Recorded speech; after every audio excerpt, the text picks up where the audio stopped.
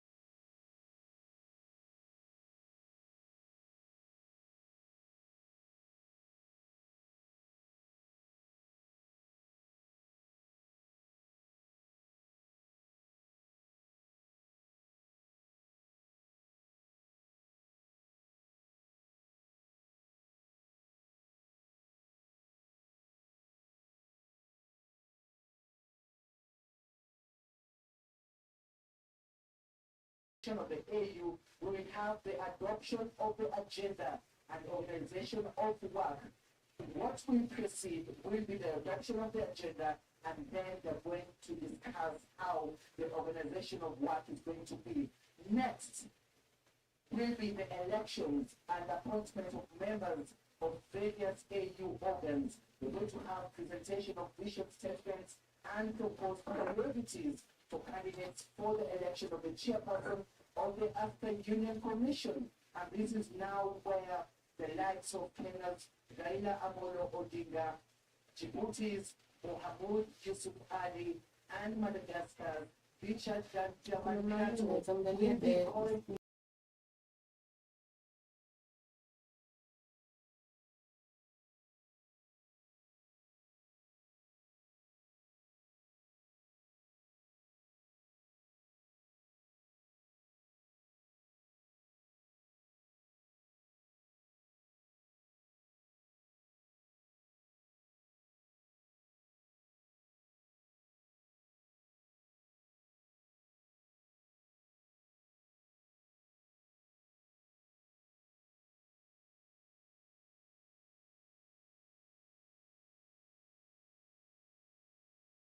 the African Union that will take part in the 38th ordinary session of the AU.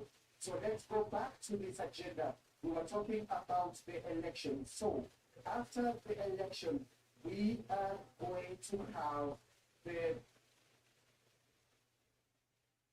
we are going to have also the election and appointment of the chairperson of the African Union Commission. Like I mentioned, there will be called all the three of them ends again plenary. Next, we're going to have the election and appointment of the deputy chairperson of the African Union Commission. Remember, according to a diplomatic practice that is usually followed here at the African Union, we're going to have a deputy from the northern side, that is the market region of the continent. Then, after that particular session of election, down to business again, the winners are going to be announced immediately. And why? Because they're supposed to now be part and parcel of the next step of the program, which will be the strategic reports presentation. They will talk about the peace and security, and this is now where things will start becoming dicey because the issues regarding the Democratic Republic of Congo, issues regarding the Sudan, and of course, what happened, the wave of coup d'etat that was witnessed in the past years, and especially. And that was Seppala who was giving us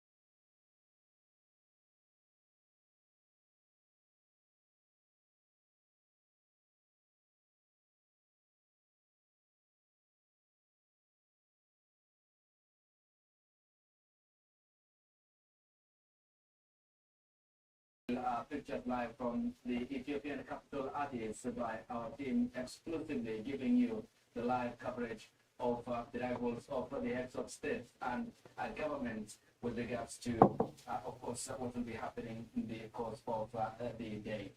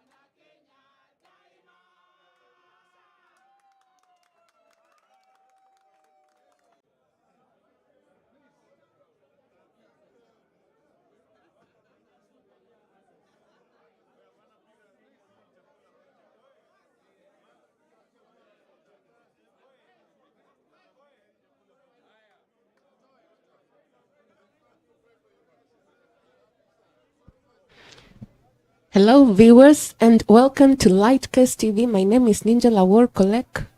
And I am Don. And today we are here to watch the African Union decides the home stretch. How the African Union chairman person vote will be cast. On your screens, we had already watched various heads of states, dignitaries, the media, and also other African Union Secretariat coming in to Addis Ababa so as to engage and also to be able to vote for the African Union chairman. The question is, Kenyans have been vocal. The President, William Samoei Ruto, has been very vocal and vehemently campaigning for Raila Amolo Odinga to be the African Union chairperson. He feels that he deserves to be the person who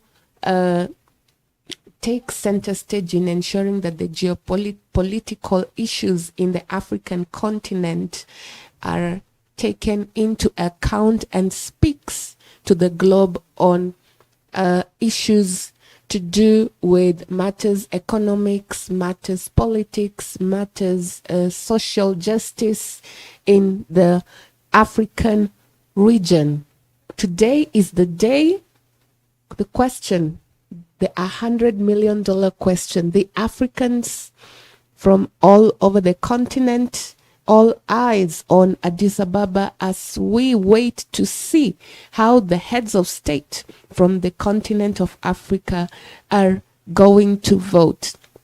We have seen last year on December, former Prime Minister Raila Odinga was engaged at the Jadala Africa debate for the AUC chairperson bid in Addis Ababa, and also we had his counterpart who were also vying for the same seat, and they are engaging so as to ensure that their manifestos, their visions, their missions for the African continent that they envision to be brought into the fore. So as the 55 African Union member states gear up for the elections that are about to happen today at Addis Ababa, to find a new African Union Commission chairperson, a raft of procedures will be observed to effect a seamless leadership transition. The electoral process was set to begin on February 12th in Addis Ababa, Ethiopia, where the Executive Council will elect and appoint commissioners during their session, which happened on February 12th. Thereafter, the Assembly of Heads of State and Government will elect and appoint the chairperson and deputy chairperson during their session today. So today we are looking at the home stretch. So the chairperson contest will feature 3 interested contenders. Among them, our beloved former Prime Minister from Kenya, Raila Odinga. We also have Djibouti's Mohamed Yusuf and Richard Randriamandrato of Madagascar. They will be seeking to succeed the incumbent African Union chairperson from Chad, Moussa Faki, who will exit after his 2-term tenure, which started in 2017. A winner will be declared when a 2/3 majority of heads of state from the 55 African Union member states vote in their favor. Under the African Union rules, voting will be done by secret ballot and shall continue until one of the candidates obtains the 2/3 majority vote. The union has announced that elections will be done in 3 rounds and will be preceded by the election of 6 commissioners. The 2017 African Union elections saw Moussa Faki beat Kenya's then candidate Amina Mohamed after 7 rounds of voting. The Eastern African countries from Uganda, Burundi, Djibouti, and Tanzania failed to vote for Kenya during the stages in the year 2017. And the commission directs that the assembly elects the chairperson and the deputy chairperson, while the executive council elects the commissioners, who are supposed to be 6 and to be appointed by the assembly. And all members are supposed to serve for a 4-year term and are renewable 1 time. The occupant of the African Union chairperson top seat assumes the chief executive officer, legal representative role of the African Union, and the Commission's chief accounting officer. The Commission dictates that the CEO is bestowed the overall responsibility for the Commission's administration and finances, promotes and popularizes the African Union's objectives, and enhances its performance. They are also mandated with consulting and coordinating with key stakeholders, appointing and managing Commission staff, and acting as a depository for all African Union and OAU treaties and legal instruments. As we look at Odinga's prospects since August last year in 2024, Mr. Odinga has been on a charm offensive across the continent as he seeks to secure votes from African heads of state. President William Ruto, who has been his long-time political nemesis, has been his chief campaigner as he has rallied other leaders to deliver victory for the former premier. An analysis of their past diplomatic tours reveals that 19 African heads of state have pledged their support for Odinga. These countries include Kenya, Togo, Gambia, Senegal, Guinea-Bissau, Zambia, Zimbabwe, Equatorial Guinea, DRC, and Malawi. Others include Tanzania, Uganda, Seychelles, Mauritius, Rwanda, Burundi, Algeria, South Sudan, and Eritrea. So it's going to be interesting to see how the voting patterns are going to come out. And of course, we are waiting to hear, especially the Kenyans, they are waiting to hear and see that Raila Amolo Odinga, the former prime minister, has clinched the top African Union seat. So we've already said that the moment that Raila Amolo Odinga wins, his responsibility is going to be the chief accounting officer, the chief executive officer, and the legal representative of the AU chairman. Such a huge responsibility. And is going to be the voice of the African Union when it comes to global issues, global economic issues, global political issues. Is going to be the voice that is going to spearhead this African continent to its vision. Don? Yeah, so before we proceed, I can read some of the comments. Hapo kwa comment section tuko na few people who have commented pale kwa Facebook hapo Lightcast TV Kenya official page, and yeah, tuko na Ken Lagarde anasema all the best Rao, and then tuko na Marco Elisha Marco anasema all the best baba, and Obure Junior all the best baba, and anasema pia God bless Raila Amolo. Tuko na Chris Ouma anasema wish you well baba, and then Robert Ominde Raila Tosha. And in case you are watching us on also on YouTube, you can comment on the live broadcast we have on YouTube, and also subscribe to our YouTube channel Lightcast TV Kenya. And unaweza tuambia what do you think about this race, because kumekuwa na ile nini wa Kenya generally wakisema that they want Raila Odinga not to win this AUC seat kwa sababu wanasema it will serve as a disadvantage to Kenyans. So you can tell us what you think about that papo kwa comment section, and let's have a conversation hapo tujue, yeah, so that we can predict way earlier. Is it yesterday we saw Raila Odinga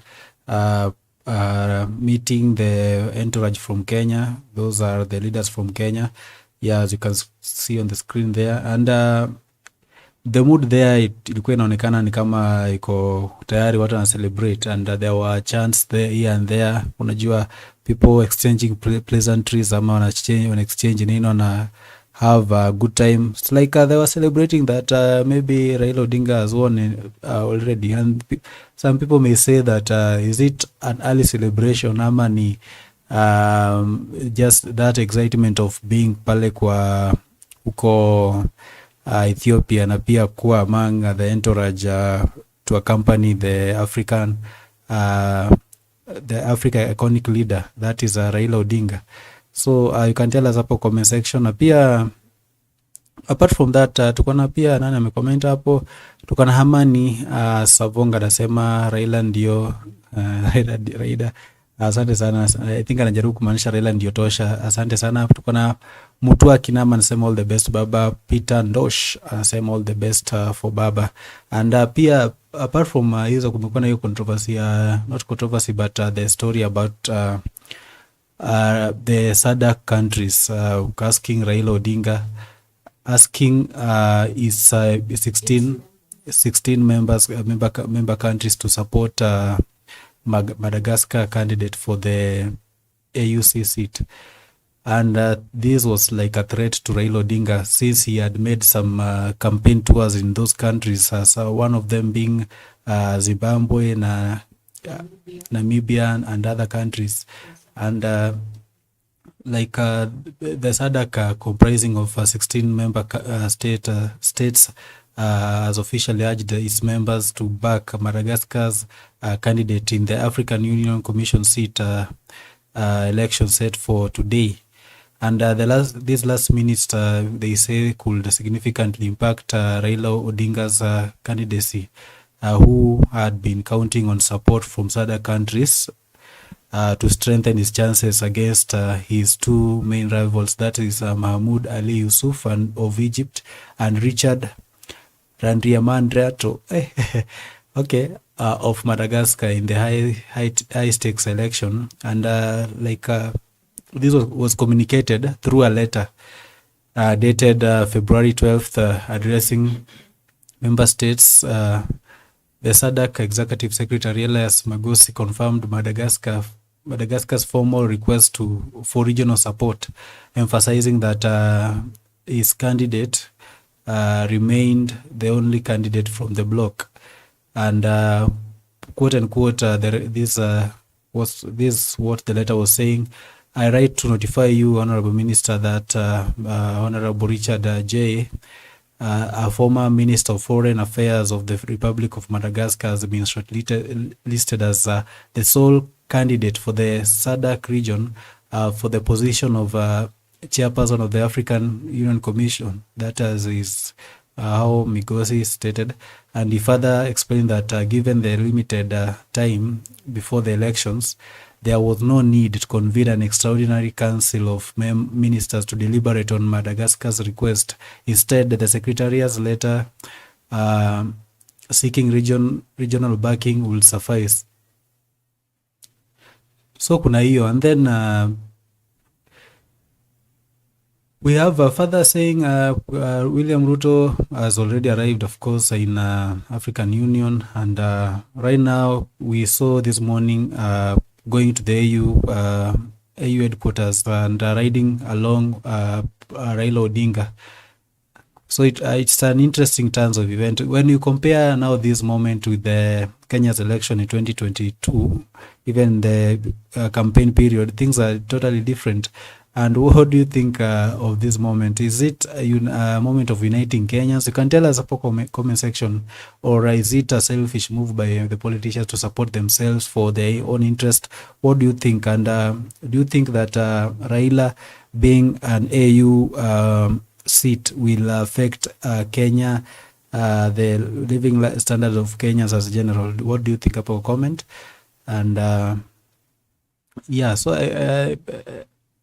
what do you think of that moment? Well, I think that the fact that Ruto, who was the former political nemesis of Raila Amolo Odinga, we saw when he was sworn in the year 2022, September, during the tenure when he became the president for the first 100 days, they were nemesis. He was a political nemesis to Raila simply because Raila Amolo Odinga felt that he had won, but then again the Supreme Court decided otherwise, and the evidence, they said, was very monumental, but then again they turned a blind eye to it. 2 years later, the ejection of the former deputy president and the injection of the current or the incumbent deputy president has seen a lot of changes. And ever since last year's Gen Z protests, well, we have seen a 180-degree turn of how the government is managing and doing its work. We have seen the injection of the broad-based government, whereby all and sundry, all members, all political elite from all parts of the country are being incorporated. Members of the opposition who are majorly from ODM and Wiper have been incorporated. And we have also seen a major turn whereby the mountain, which was largely the supporter of the president before, has taken a downward turn. And so the fact that Raila Amolo Odinga is now running for the AUC, I think it's historical. I think it was about time. I think that Africa needs to see what the leader who has gathered political knowledge over the years, who has managed to build his political structure, and who has built himself over the years through blood, sweat, and tears. Yeah. It's time to see what he can do, and just maybe to convince the members out there who are saying that Djibouti is the person to be taken for AUC. Why should we choose Raila Amolo Odinga? So I'm just going to read a small bio on the candidacy of the chairperson of the African Union. Why is Raila Amolo Odinga seen to be one of the potential AUC chair?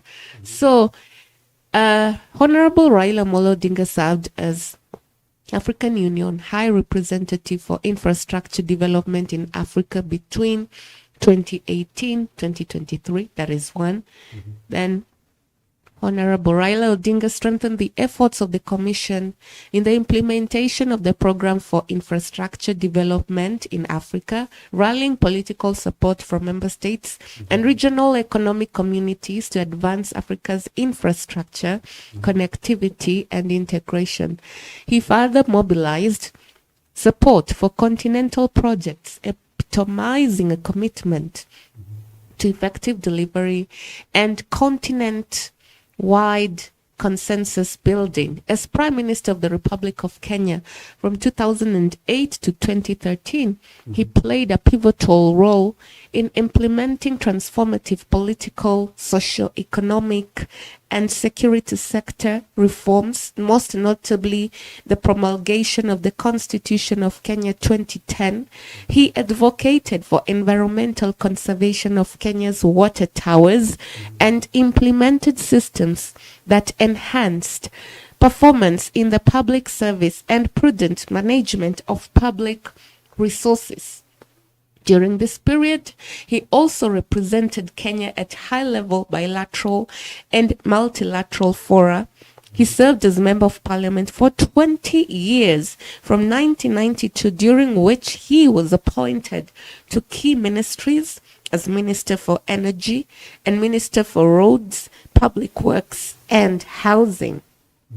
In these roles, he directed the implementation of crucial government policies focusing on energy accessibility, development of road infrastructure, and upgrading informal settlements, hence laying the groundwork for affordable housing. He further advocated for the adoption of green energy policies, including investments in geothermal and hydroelectric power.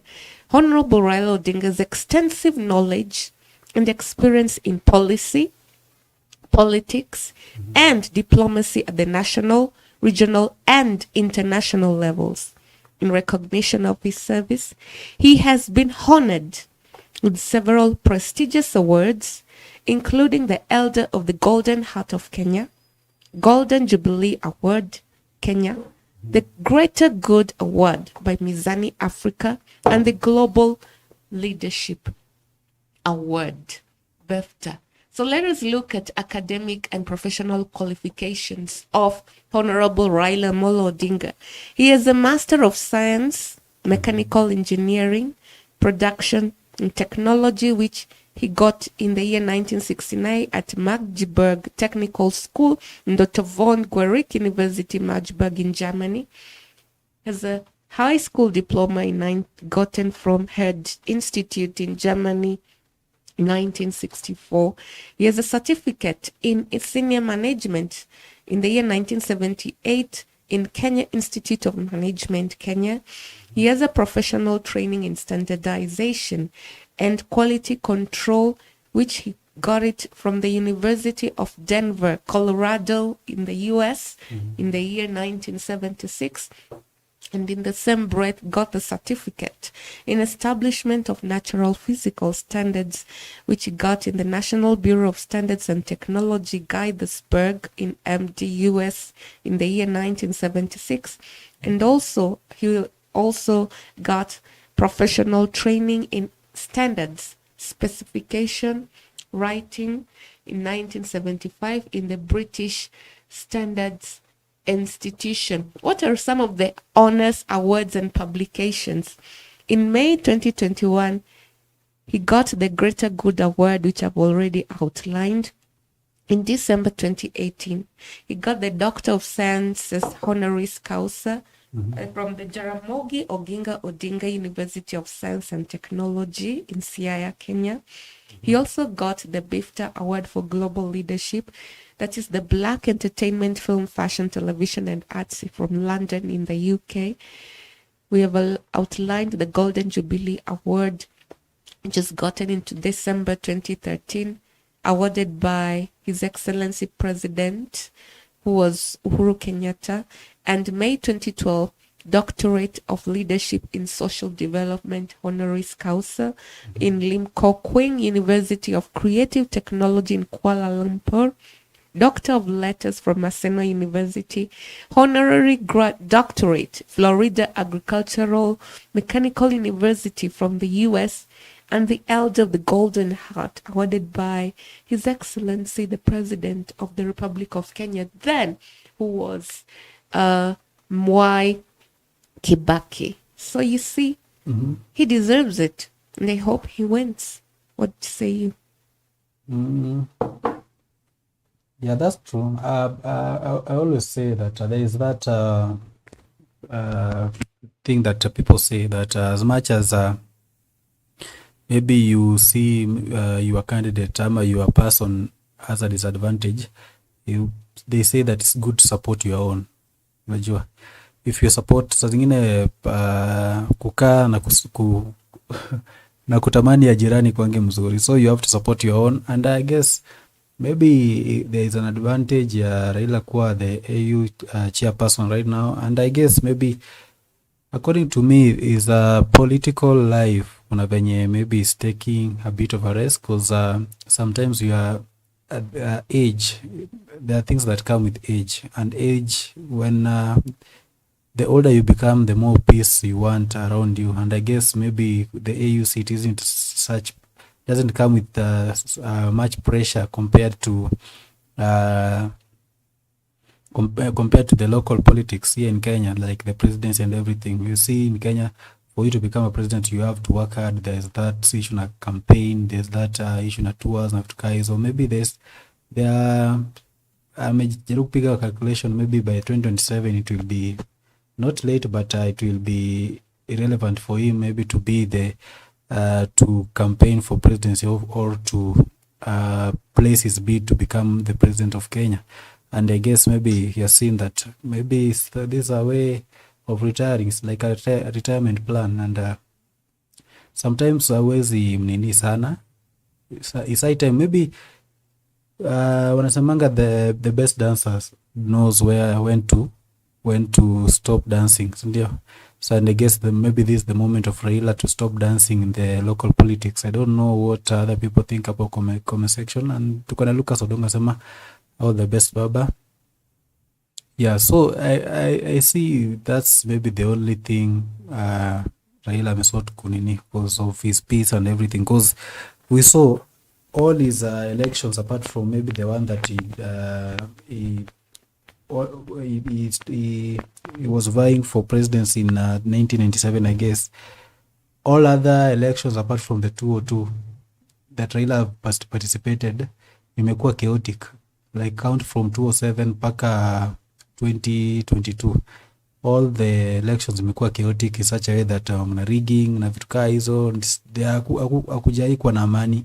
And I guess as you grow older kuna ile wanasemanga wisdom comes with age, na pia saa zingine you have to do what's best for you as much as there are Kenyans to stand for, but he has fought for Kenyans all his youthful life, and right now it's high time for him to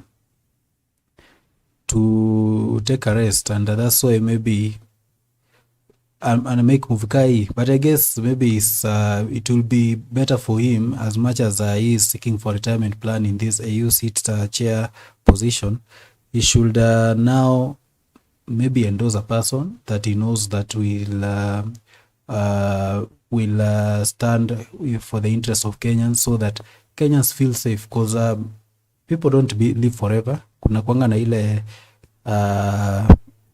days za kusimama na kuna days zenye unataka upumzike na vitu kama hizo, so it's better for him to take that mantra and point to us which leader does he think is good for Kenyans, you understand, so that people will feel safe in some way. And right now, if I don't think if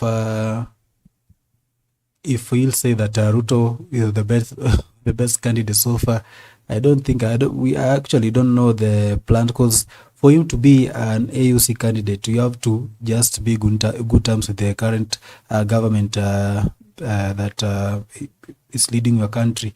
And I guess maybe he was wise enough to be in good terms with Ruto for this seat, and we'll know what maybe his intentions will be after. Yeah. So yeah, thank you for tuning in, and you can let us know where you're watching Lightcast TV from, and you can also follow us on TikTok at Lightcast TV Kenya, and also follow us on our Facebook, Lightcast TV Kenya. Subscribe to our YouTube channel at Lightcast TV Kenya, and you can tell us what you think up our comment section. In the meantime, these are the what's going on the screen, just the preparation for the main event there at the AU African Union headquarters in Addis Ababa. Before the event starts officially, you can let us know where you're watching us from, and once everything is set kwa ground, tutawapeleka live so that you'll be able to witness the African Union Commission chairmanship elections live and directly on Lightcast TV Kenya. Well, from what you've said, that Raila Amolo Odinga has garnered a lot of wisdom, has garnered so much experience, and he also has the qualifications and he has the knowledge. Like he likes to say, and I quote, from the corners of Africa, from sleeping in the forests of DRC, and from the horns of Africa. He likes to quote some of the features of the African continent, like the animals, the hills, the river Limpopo, from Cairo in the northern Africa, go to Nigeria, go to South Africa, Zimbabwe. I like the way he actually orates the features and the geopolitical structure of the continent when he speaks not only to the African continent but to the globe as well. He's a son of Africa. He's been quoted to be called as the African lion, the sleeping giant whom the African continent has been waiting to take the continent to the next level and to become a pillar in the geopolitical structure in the global arena, and to ensure that the African continent has a voice, even in matters to do with economics, matters to do with health, matters to do with education, and matters to do with also technology. We are seeing currently right now that members of the developed countries are working in tandem to upgrade in matters technology, matters AI, and we are also, as Africans, very, very hopeful that former Prime Minister Raila Odinga will ensure that the African entrepreneurs, especially the young people who are quite savvy in matters to do with internet, Your Excellency, and take your seats. We are AI. about to start So now we're about the opening to start. ceremony. Thank you very much. Thank We're you for about your to start. understanding. Let us go back to Addis Ababa, where the African Union decides. Thank you for watching. Yeah.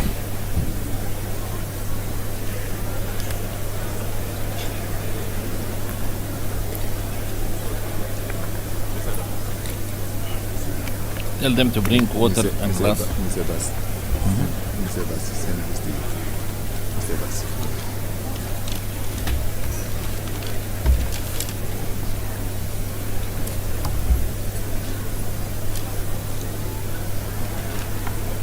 Give them.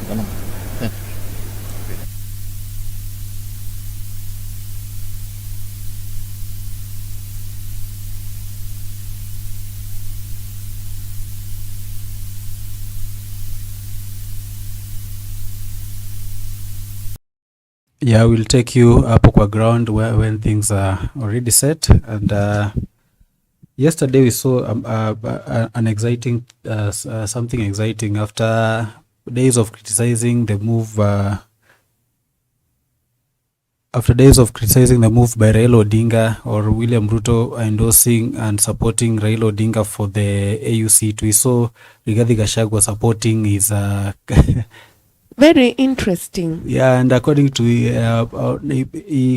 he wished him good via a Facebook post or a social media post, and quoting Kenya's finest right Honorable Raila Odinga is undoubtedly the best bet for the African Union Commission chairmanship.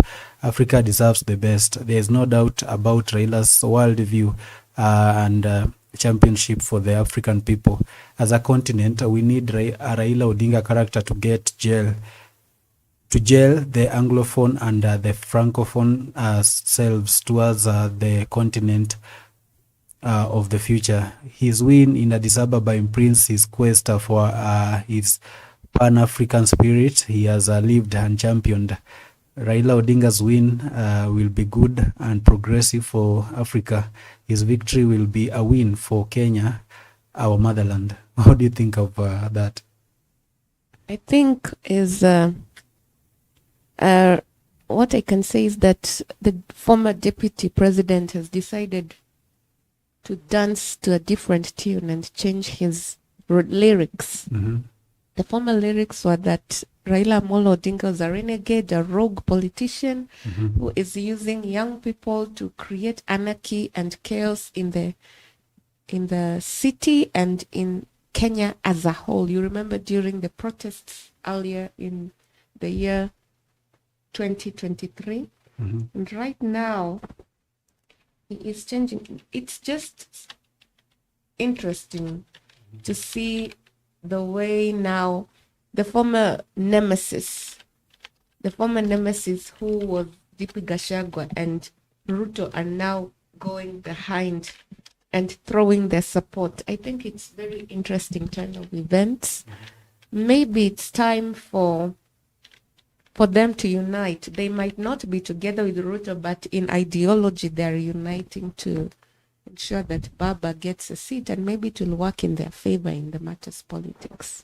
So maybe they are looking at vested interests, as if Raila gets in, what am I going to get out of it? That's what they're looking at. I don't think that it comes from a heart that is really wanting to really support Baba. There's something, of course, vested interests are there, but all the best to Baba, no matter the motivations behind him being the AEC. There's an interesting comment hapo kwa Facebook, anasema Justus Omoigwa Bwabagetutu anasema Djibouti all the way. And then tuko na Richard Omolo anasema all the best Baba, King of Africa Lion. Yeah, thank you very much for Nini. You can also tell us what you think about Rigathi Gachagua last minute support, in quote. I don't know if it's genuine ama just anasema tu juu maybe because I was during the campaign Rigathi Gachagua stood out as a very fair person towards supporting towards fighting Raila Odinga generally, and you remember those sentiments he used to say about kuweka mitego kwa State House na vitu hizo, and then Raila Odinga laughing at him that mitego and memnasa. Like it's such a different time of the year. We are seeing things becoming interesting in the politics of Kenya, and right now according to me it's politicians standing against wananchi. That's just my light take, and as we await for the live feed to things to be well on the ground. Yeah. Still seeing dignitaries, different secretariats from different countries up and about, just waiting for the speaker or maybe the protocols to be announced so that the AEC meeting may begin. Okay, thank you for... Very interesting though. Thank you for tuning into Lightcast TV. Yeah, you can tell us mahali mnatuachia hata kama uko nje ya Kenya, unatuambia tu unatuachia ukiwa wapi. Apart from Rigathi Gachagua, we saw pia Kipchumba Murkomen pia aliwishia Baba well, and according to his post on Facebook,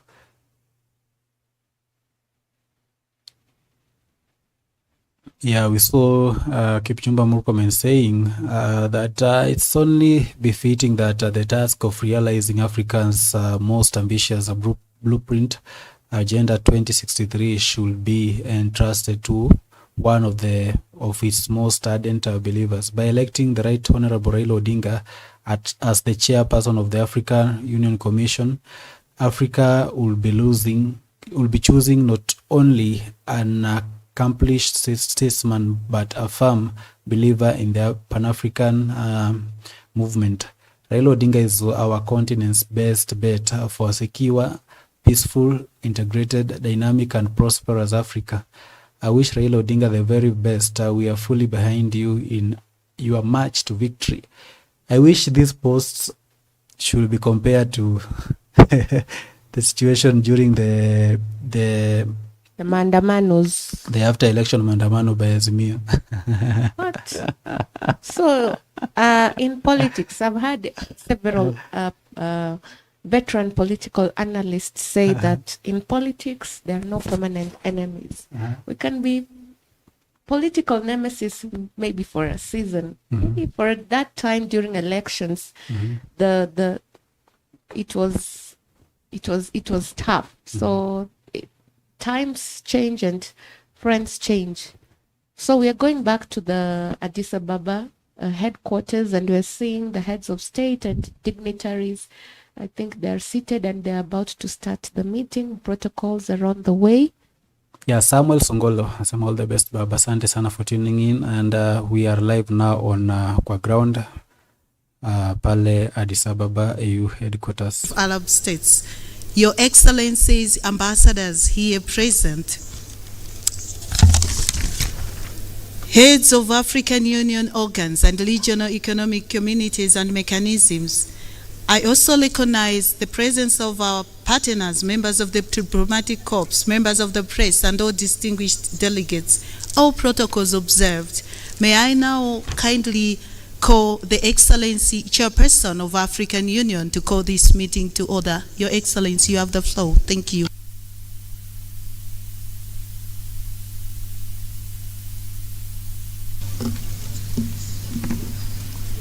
Excellence, Dr Abiy Ahmed, Premier ministre de la République démocratique d'Éthiopie, notre hôte, honorable chef d'État et de gouvernement, et chers collègues,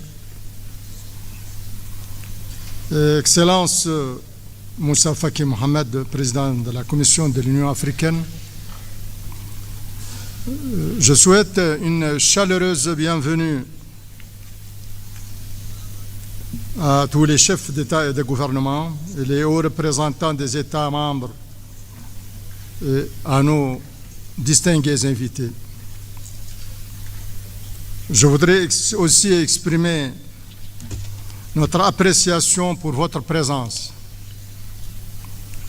Je suis heureux de déclarer ouverts les travaux de la 38e session ordinaire de la conférence de l'Union africaine.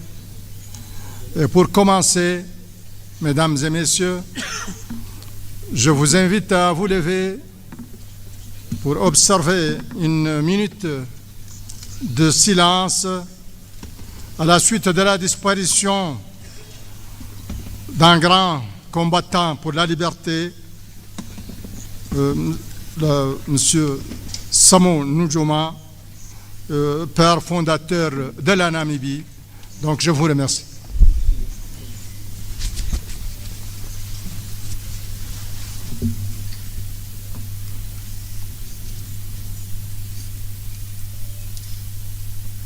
Merci.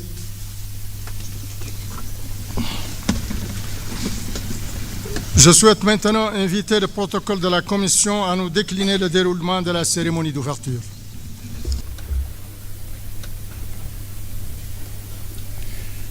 Thank you, Your Excellency. Bismillah ar-Rahman ar-Rahim. Excellencies, ladies and gentlemen, may I humbly call all of you to rise for the African Union Anthem.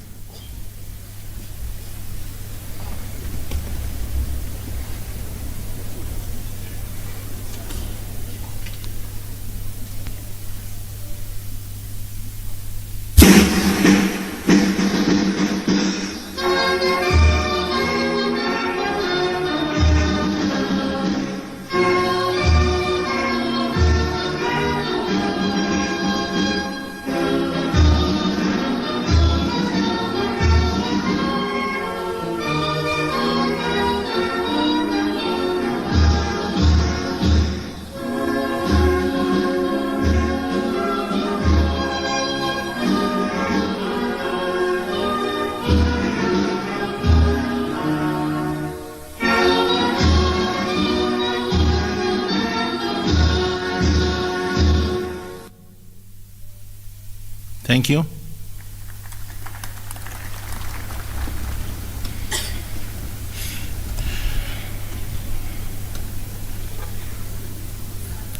Your Excellency Muhammad Wild Sheikh Al Ghazwani, President of the Islamic Republic of Mauritania and Chairperson of the African Union, Your Excellency Dr. Abiy Ahmed, Prime Minister of the Federal Democratic Republic of Ethiopia, Your Excellencies, heads of states and governments of African Union member states, Your Excellency Moussa Faki Mohamed, Chairperson of the African Union Commission, Your Excellency Mr. Mahmoud Abbas Abu Mazin, President of the State of Palestine, Your Excellency Antonio Guterres, Secretary General of the United Nations,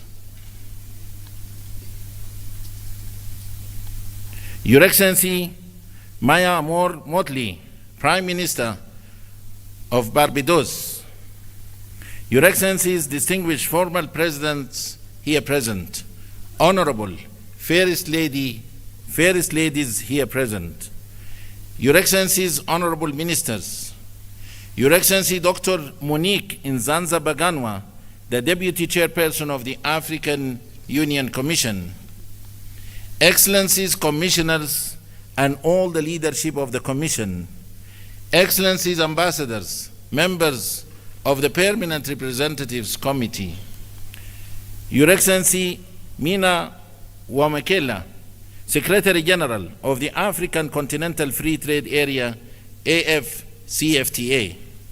Your Excellency, Madame Nardos Bekele Thomas, Chief Executive Officer of the African Union Development Agency, AUDA-NIPAD. Your Excellency, Dr. Jan Kaseya, Director General of the Africa CDC. Your Excellency, Ambassador Marie-Antoinette Roscatre, Chief Executive Officer of the African Peer Review Mechanism, APRM. Your Excellency, Dr. Nkosazana Dlamini Zuma, Minister of Cooperative Governance and Traditional Affairs of the Republic of South Africa, former Chairperson of the African Union Commission. Your Excellencies, Heads of United Nations Specialized Agencies and international organizations here present. سعادة نائب الأمين العام لجامعة الدول العربية ممثل الأمين العام. Your Excellency Luis Moshikiu Abo, Secretary General of the International Organization of La Francophonie. Your Excellency Dr. Warkena Yibihu, Executive Secretary of the Intergovernmental Authority on Development, IGAD. Your Excellencies, Heads of COMISA, ECOWAS, SINSAT, EAC, ECAS, SADC, and UMMA. Your Excellency, Dr. Akinwumi Adesina, President of the African Development Bank Group, a strong believer of the African development and prosperity. Your Excellencies, Dr. Benedict Oki Orama, President of the Afri-Exim Bank. Your Excellency, Dr. Sidi Wildeta, President of the Arab Bank for Economic Development in Africa, BADIA. معالي الشيخ شخبوط نهيان آل نهيان، وزير الدولة بدولة الإمارات العربية المتحدة. Excellencies, permanent observer representatives to the African Union, and Excellencies, representatives of our partners to the African Union. All protocol observed, members of the press, a very good morning to you all. It gives me immense honor and pleasure to welcome you all to the opening ceremony of the 38th Ordinary Session of the AU Assembly of Heads of States and Governments, being held today at the Nelson Mandela Hall, the African Union headquarters in Addis Ababa, the capital of Africa.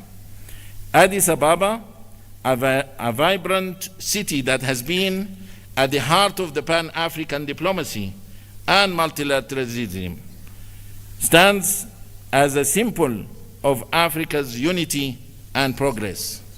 As a host nation of the African Union, Ethiopia plays a crucial role in fostering continental dialogue and advancing African integration.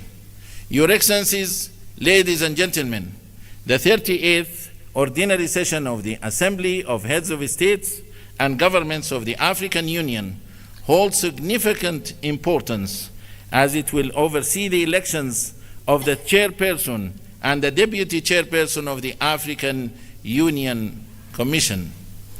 Over the past years, the African Union has made remarkable progress in conflict resolution, mediation, and peacekeeping efforts, contributing to greater stability across the continent. Economic transformation has been further strengthened through the African Continental Free Trade Area and accession to the G20, contributing towards the implementation of Agenda 2063, the Africa we want. Excellencies, ladies and gentlemen, having said so, the program of today's opening ceremony will stand as follows.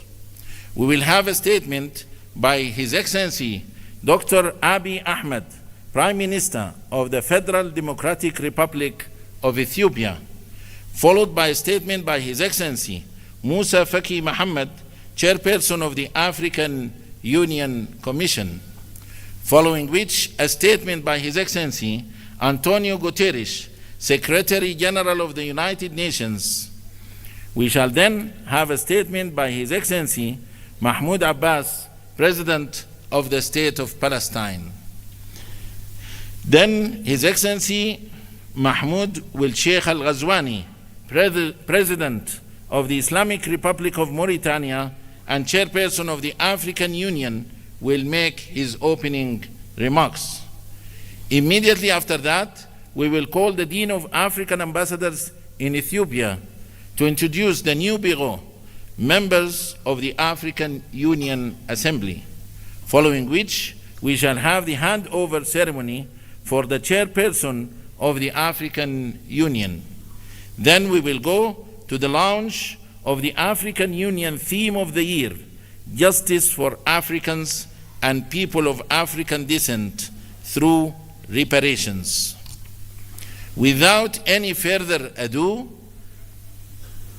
I have the great honor and privilege to invite His Excellency Dr. Abiy Ahmed, Prime Minister of the Federal Democratic Republic of Ethiopia, to deliver his statement. Your Excellency, the floor is yours. Your Excellency.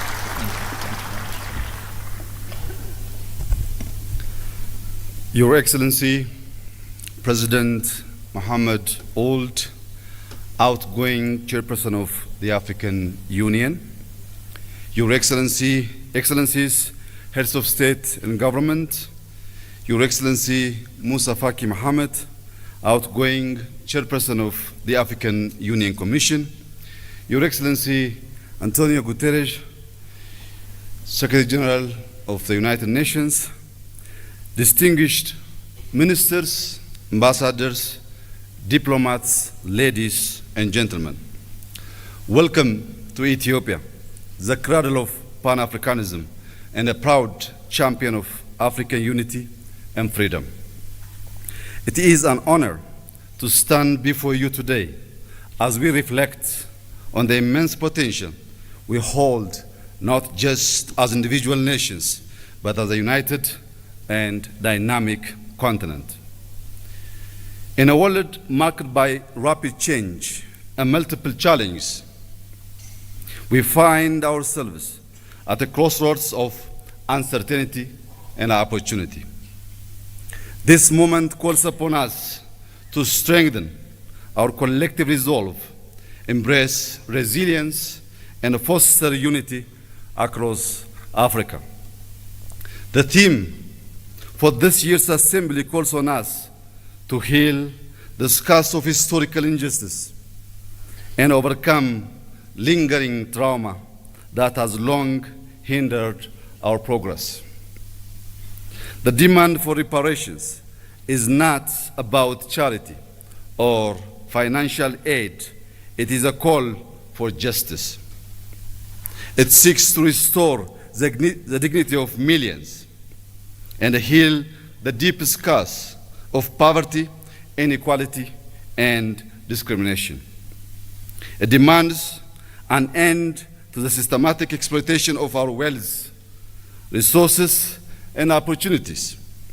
It also calls for a transformative process that acknowledges past harms and takes bold steps to right the wrongs caused upon us, upon society across the continent.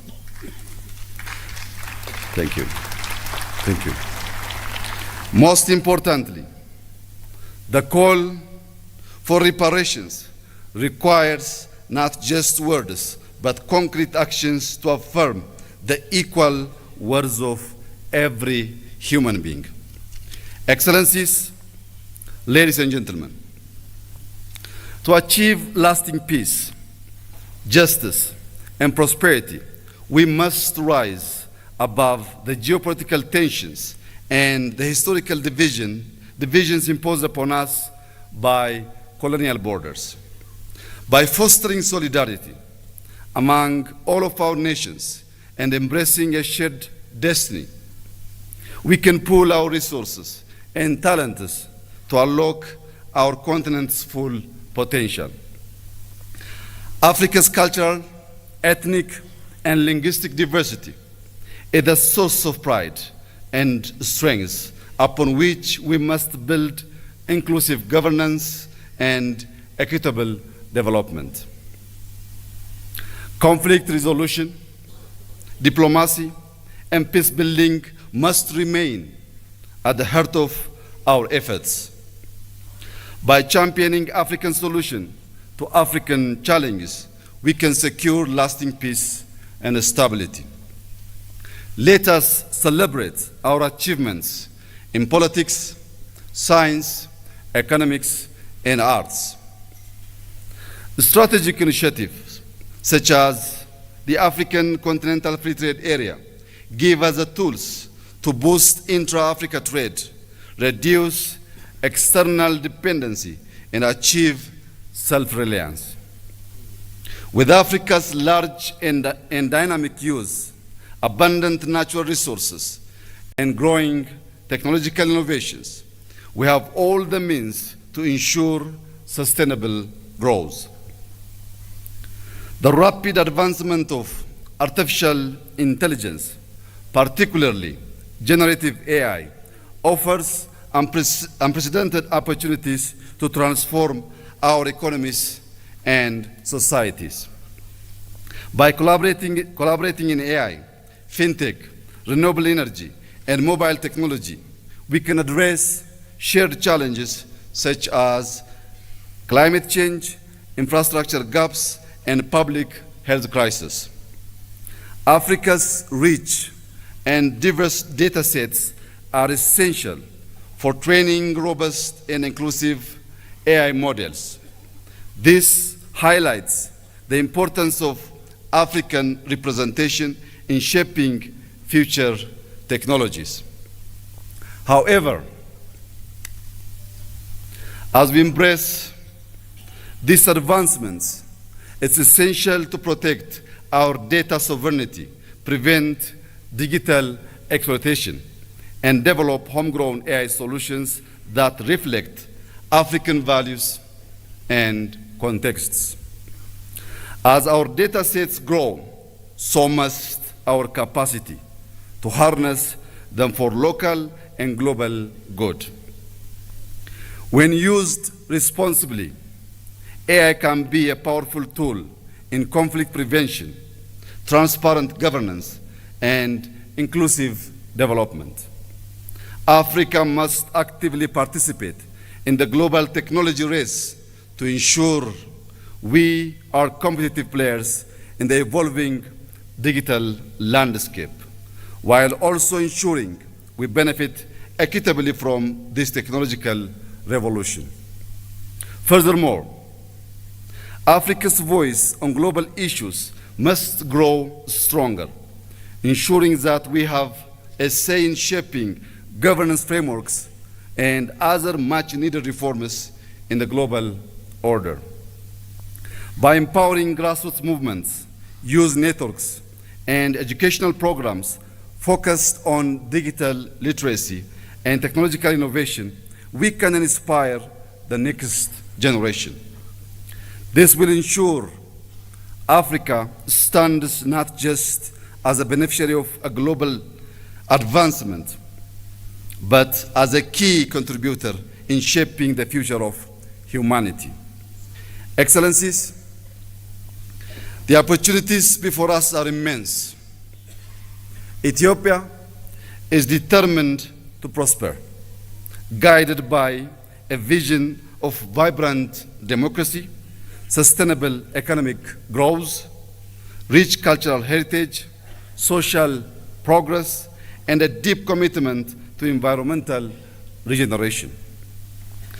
To realize this goal, we have laid out a pragmatic roadmap rooted in the transformative principles of Madamar. Madamar, an Amharic term loosely translated as synergy, is our guiding philosophy. It is a homegrown ideology that promotes prosperity, unity, sovereignty, security, and national dignity.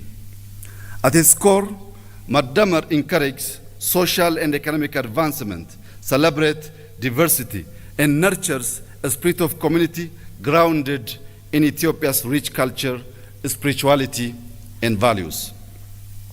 Reflecting on the progress of the past 5 years and building on the vision of Madamar, Ethiopia has made remarkable strides. Despite inheriting a nation deeply divided along ethnic lines, burdened by substantial debt, and facing numerous internal challenges, we have moved forward with determination. At the same time, we navigated a complex and ever-changing regional and international landscape. Yet, through resilience and cooperation, we continue to move closer to the realization of our shared vision of prosperity. Our achievements speak for themselves. Allow me to share a few highlights. We have reformed our political system, transforming into an inclusive multi-party framework that reflects the diversity of our nation. To deepen these reforms and foster cohesion, reconciliation, and peace, we are undertaking a national dialogue. On the economic front, we have built a resilient and diverse economy. Over the past 5 years, we have doubled our cultivated land, increasing crop production to nearly 700 million quintals, with the wheat accounting for 40% of this total. These efforts have strengthened food security and driven rural development. Today, Ethiopia is the largest wheat producer in Africa.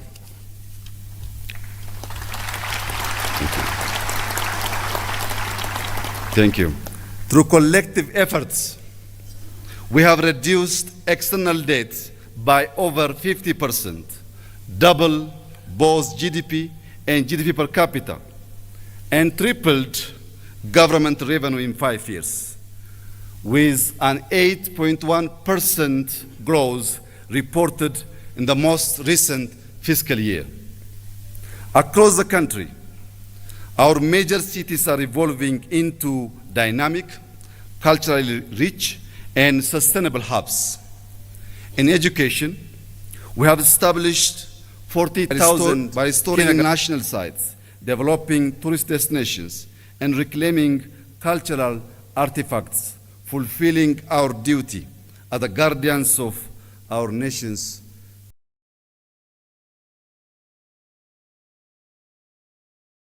more.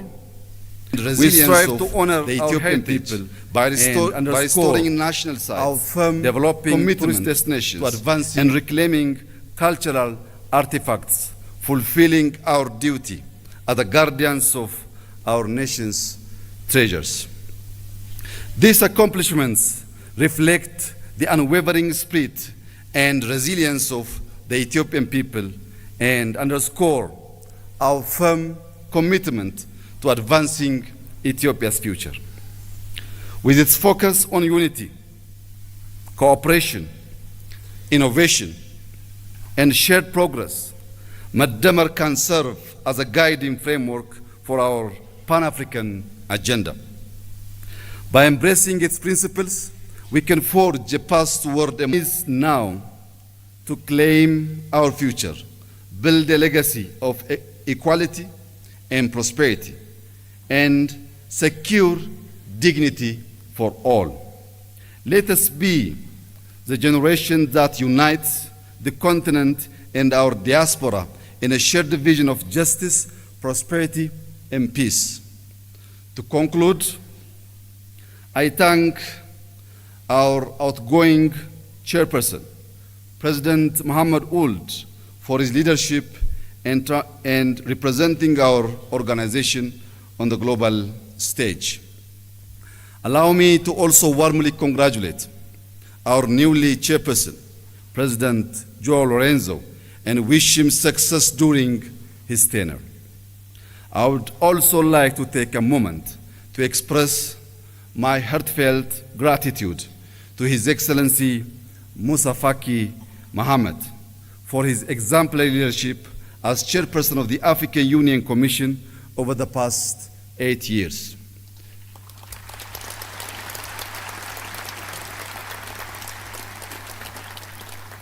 Throughout his tenure, His Excellency Musa Faki has shown unwavering commitment to Africa's development, peace, and integration, significantly strengthening the African Union's role in addressing the continent's challenge.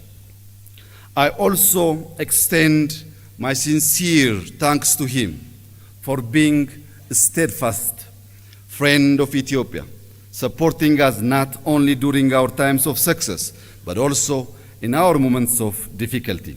Thank you, my brother.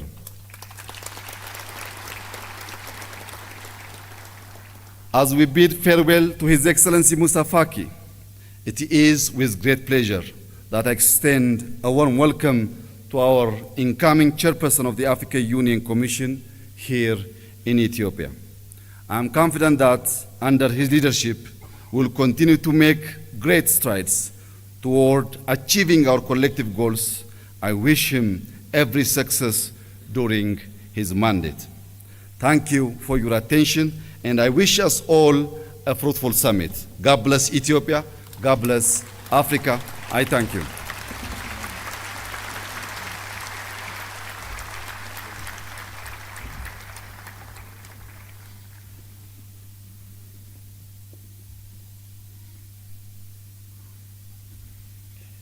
Thank you, Your Excellency, for your statement, and thank you for the generous hospitality extended to our Excellencies, heads of states and governments, as well as distinguished delegates. Thank you. And now allow me to invite with great honor and pleasure His Excellency Musa Faki Mohammed, Chairperson of the African Union Commission, to deliver his statement. Your Excellency.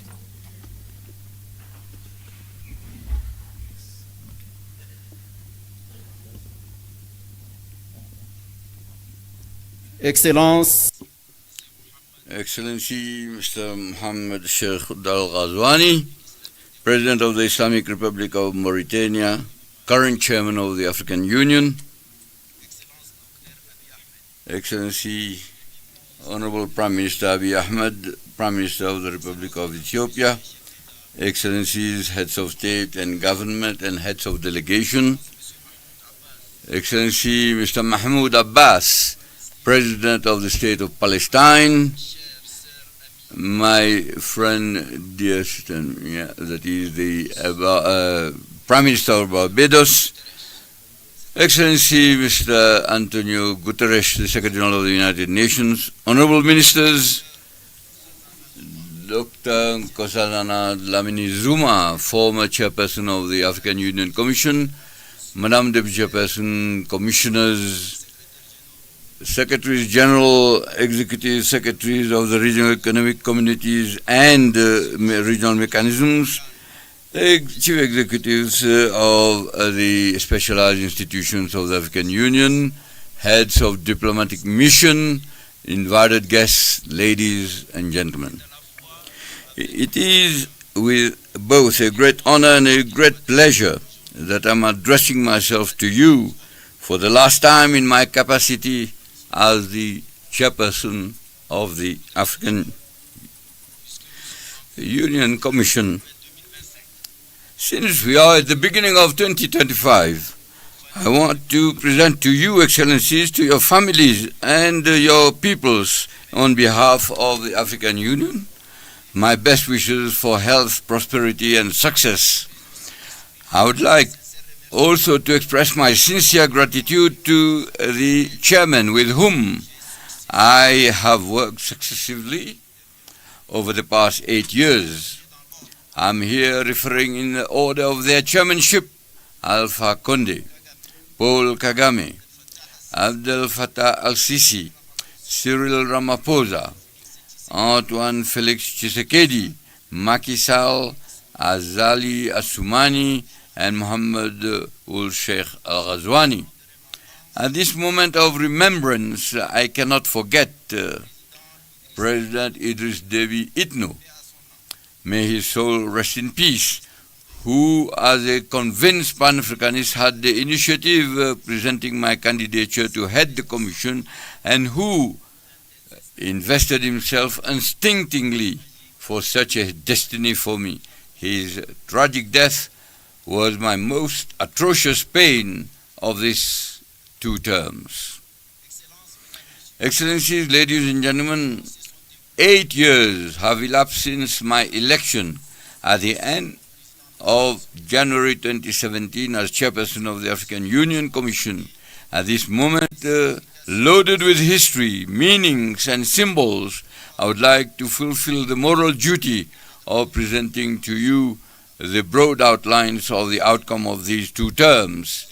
Thanks to this journey, I have deeply imbued myself with both what makes the greatness and the influence of our continent, of our continental organization, as well as the various constraints and limitations that have hindered the rhythm of our pace. I have crisscrossed this beautiful and fantastic continent. I feel deeply proud, having visited at least once all the 55 member states of our union. The opportunity that this moment affords is historical and unique. I will try to fulfill the dual obligation of reporting and also raising some questions about some issues, being well aware that we must not absolutely abuse of your precious time.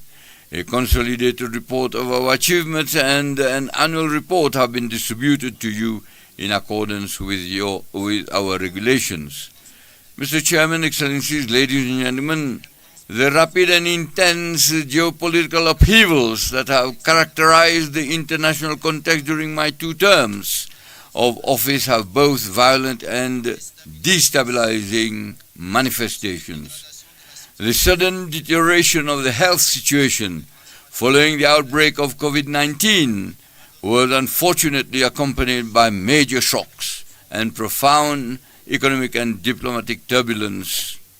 For Africa, this resulted in an increase in the debt burden, a decline in public and private investment flows, violence and the prevalence of some African conflicts, the collapse of Pan-Africanism and the chains of African solidarity, manifestations of the obsolescence of African institutions, external appetites in Africa, obvious deficiencies in governance and leadership in Africa and even in the world, and the crisis of multilateralism after the Second World War, and so on, and so on.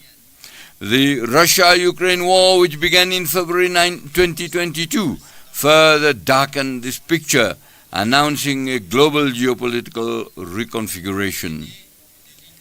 A split emerged that resurrected a form of bipolarity, which in political imaginations brings to mind the theoretically outdated reality of the Cold War.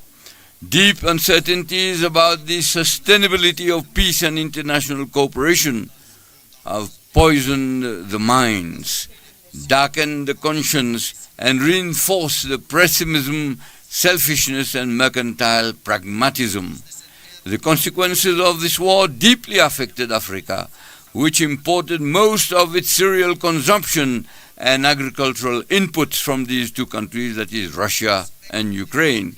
The specter of food and health insecurity hung over many of our countries, many of which continue to suffer from their structural fragilities. Excellency, Mr. Chairman, heads of state and government, ladies and gentlemen, in the Middle East, the brotherly people of Palestine suffered and continues to suffer one of the worst injustices in the history of mankind, the horrible and unjust war which completely destroyed everything in Gaza and Palestine, particularly in Gaza, to deprive this people of its fundamental rights to independence, peace, existence, and to life in an indescribable shame for the whole of mankind.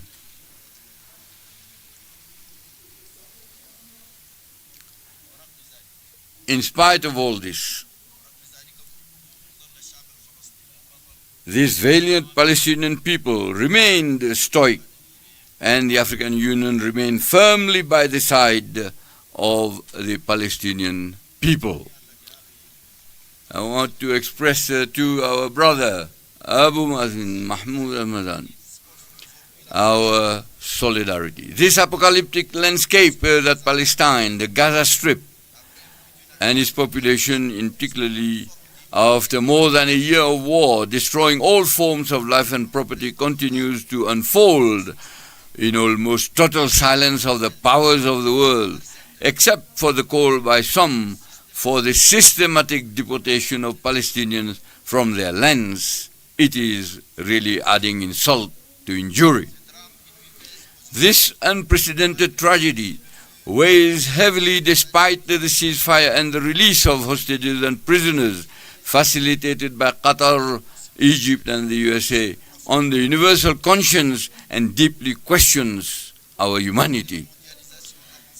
The stranglehold of increased, stifling, dehumanized globalization does not leave Africa outside the hegemonic struggles that are taking place far from its land.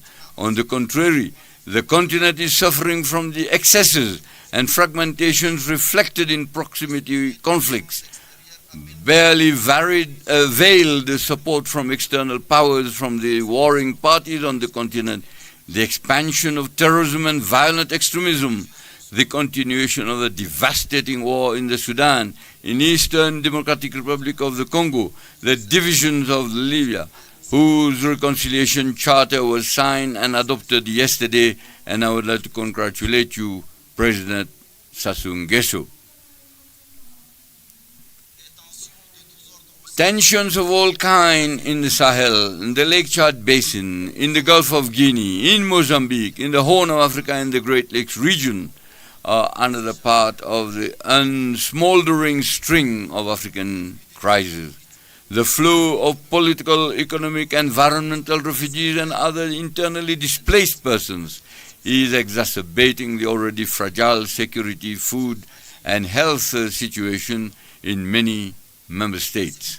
It is this seriously degraded global and regional context that we have been facing over the past 8 years of the development of our action.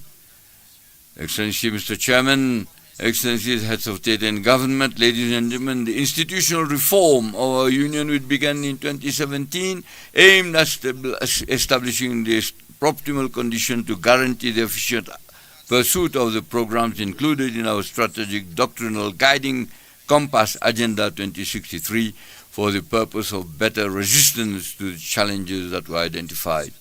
In this regard, the reconfiguration of the leadership, a staff performance evaluation process, closer cooperative relationship between the African Union and the regional economic communities and the regional mechanisms enacted by a new protocol, the institutionalization of a coordination summit dedicated to integration, the establishment of the technical groups R10 and N15 responsible to ensuring the quality of human resources recruited and compliance with the golden rules of budgetary, financial and accounting management principles of the African Union have been the salient features of this reform.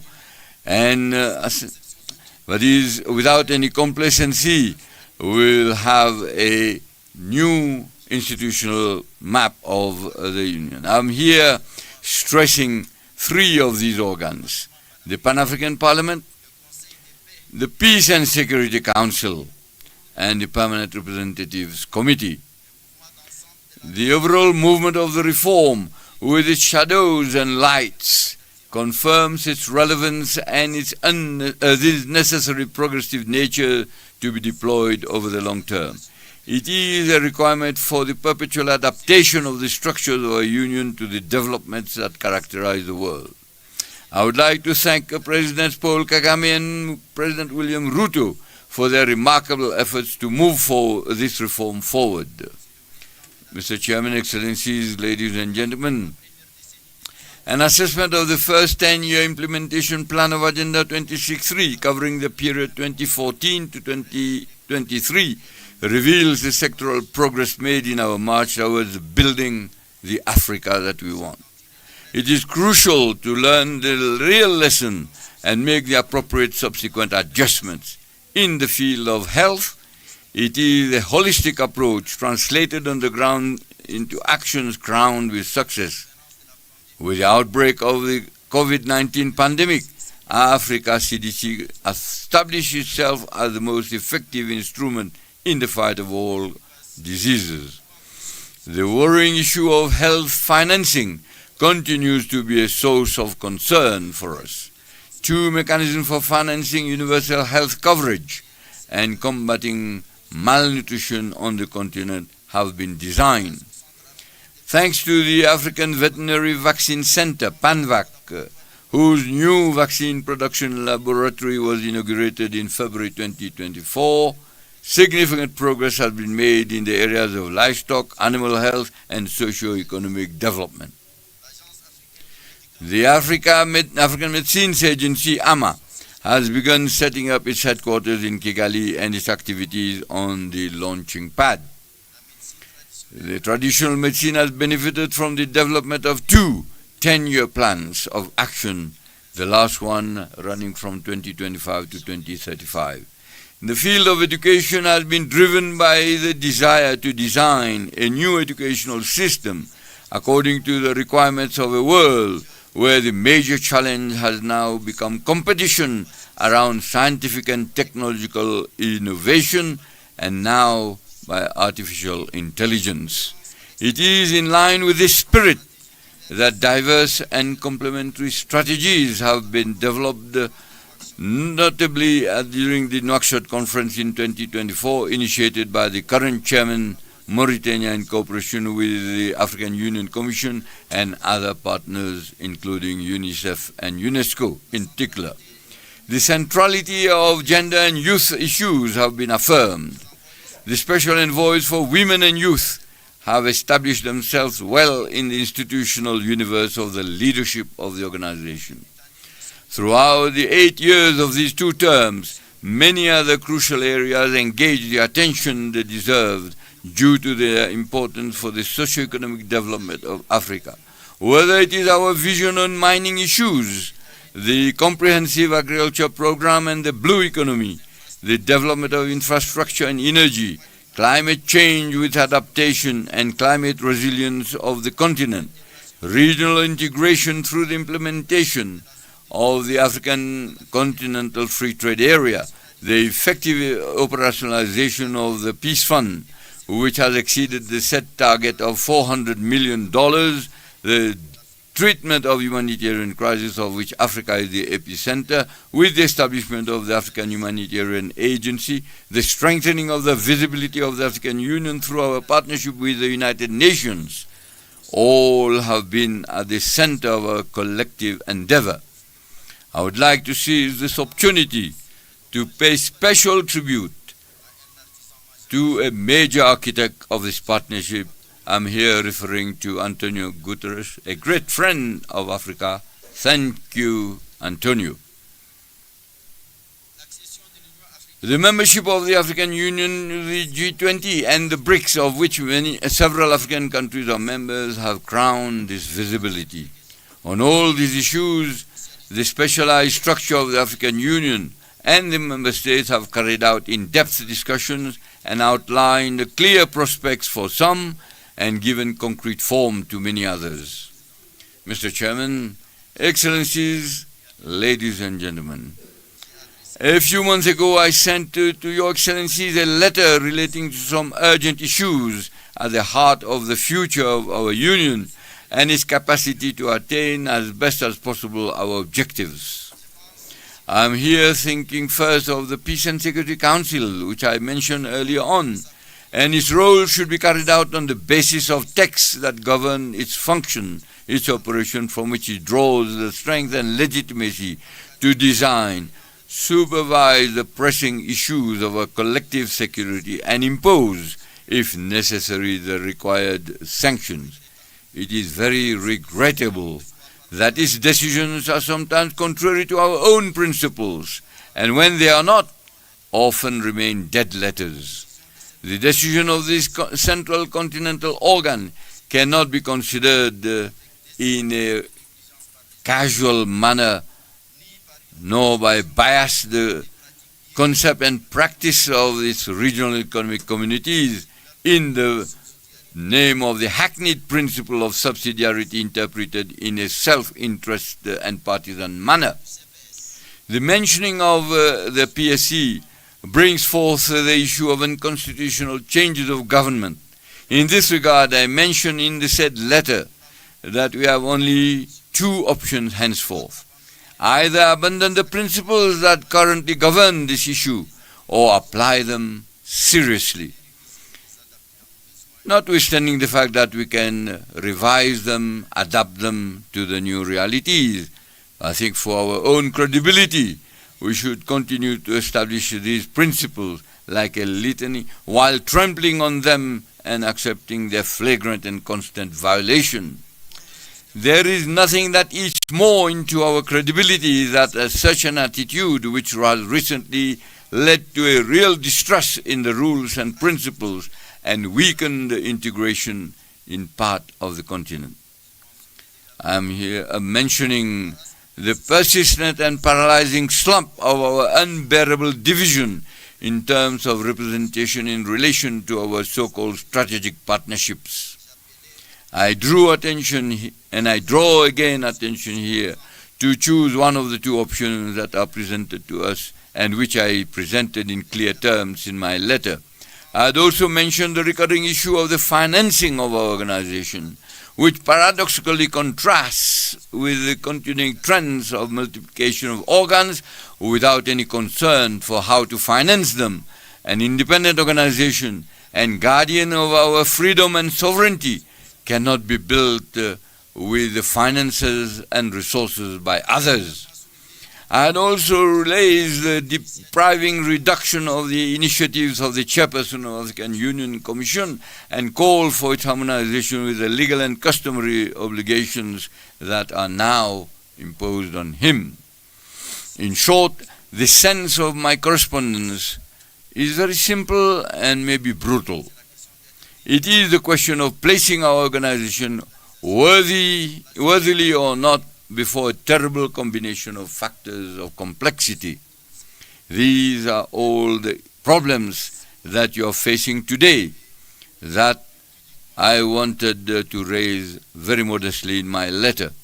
Are we finally going to open our eyes to the fate of our organization, or are we continue to let it lament and moan? Excellency Mr. Chairman, Excellencies, ladies and gentlemen, it is a commonplace truth today to affirm that the concepts and legal instruments serving as a framework of analyzing the dynamics of contemporary international politics are outdated. They have lost their both structuring and explanatory virtue of current global phenomena. Such an observation explains why the debates today focus on the modalities for the advent of a new global economic and political governance. Africa cannot remain silent and inactivity. It must imperatively throw itself into the battle to carve out its own place in the configuration correctly being designed. It is not easy. It will require ingenuity, creativity, method, and courage. More generally, this will require real redemption for an awakening of the consciousness and conscience of the soul of Pan-Africanism, that of our awareness of our Africanity, that of the pride of our Africanity, that of the commitment to our Africanity, that of the rejection of our depersonalization and our nihilistic servility of our identity and our being.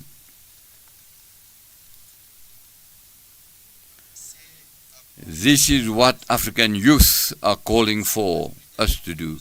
They are the majority in all our states and are becoming increasingly demanding Their voices are resonating louder and louder thanks to the new forms of communication that amplify all expressions.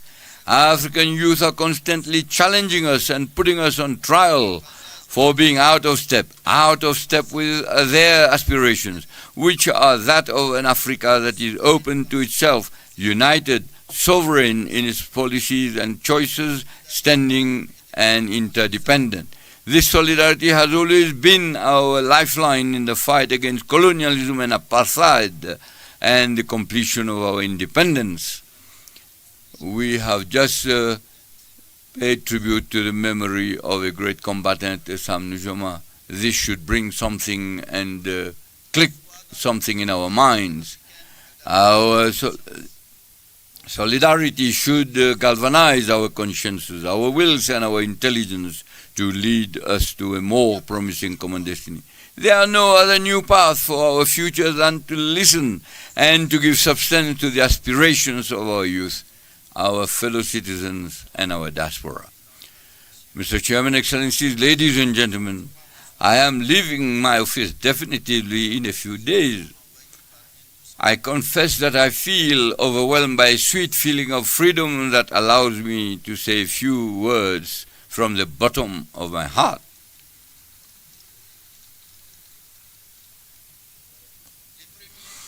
The first is a word of deep gratitude to your Excellencies for the trust that you have placed in me by electing me for 2 successive terms as the chairperson of the African Union Commission. You must rest assured that I have measured and I continue to measure all the dimensions of this trust and the heavy weight of subsequent gratitude and acknowledgement. The second word concerns the other one and me. In the other one, I'm thinking of our partners, especially those who have offered a sincere friendship and mutually beneficial cooperation. I want to thank them all and express our gratitude. I am also thinking of you present here, those who have left us also for different reasons. You have realized good and great things, and above all, as far as possible, respected a certain ethic and a line of conduct that we have believed to be consistent with our principles. Please accept my full gratitude. The members of the African Union Commission are the men and women that have worked very often in the shadows with diligence, dedication, discipline, and talent. I would like to pay tribute to them, the tribute that they deserve. The third word relates to my own limitations. I wanted so much to do quickly and better during the 2 terms that you entrusted to me. I know that I have not done everything. Perhaps I underestimated the burden of the task and the weight of the constraints. I know that I may have made mistakes. I should not say perhaps, but I should say certainly I've made mistakes. Maybe here and there I have weakened and made mistakes and missed opportunities to do better. I would like to apologize and ask forgiveness if my shortcomings have caused any individual or collective harm.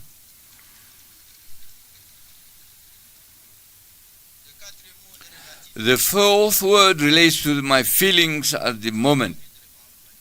I am happy to regain my freedom, but I know that we'll also have the nostalgia of the places, the women and men whom I have known, for the Ethiopian people, with their age-old civilization. To you, my brother, dear brother Abiy Ahmed, Amasaganalo.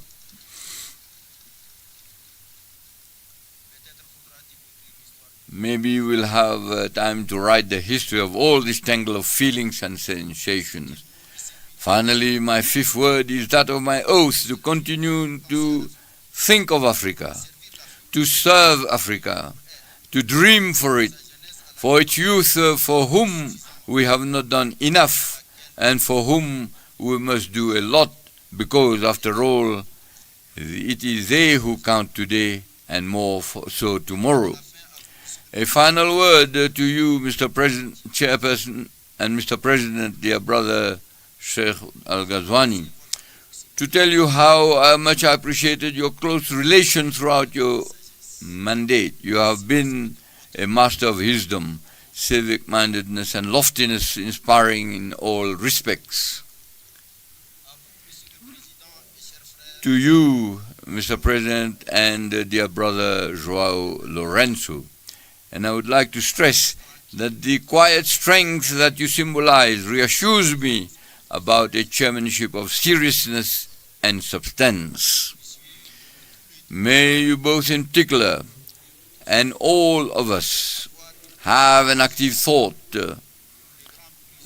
for the great prisoner of the Sahel, President Mohamed Bazoum, whose interminable detention is not justified. He must be released unconditionally. I wish full success to our summit. I wish full success to our next leadership. I thank you.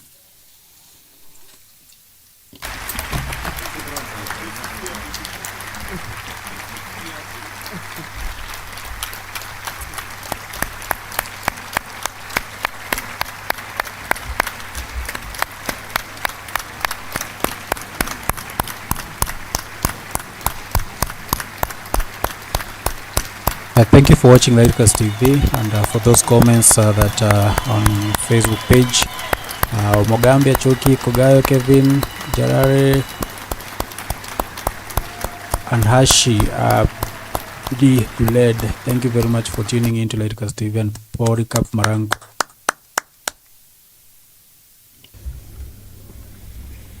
You can follow Lightcast TV on Facebook, Lightcast TV Kenya, and also on YouTube and TikTok. Thank you, Your Excellency. Thank you for your statement. Thank you for your unwavering commitment. Thank you for dedication towards Africa's peace, development, and unity. Thank you very much. I will now have the honor to invite His Excellency Antonio Guterres, Secretary General of the United Nations, to deliver his statement. Your Excellency.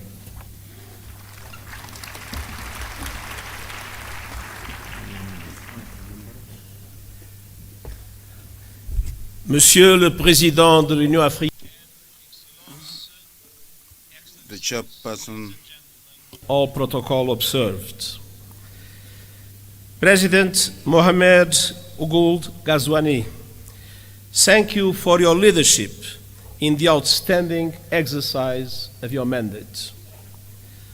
Presidente João Lourenço, President João Lourenço, I commend you and I look forward for the opportunity to work with you as a new chair of the Union. I also want to give a very special expression of gratitude to the chairperson of the African Union Commission, Moussa Faki, for his 8 years of strong and permanent commitment to multilateralism and impeccable cooperation with the United Nations. Cher Moussa,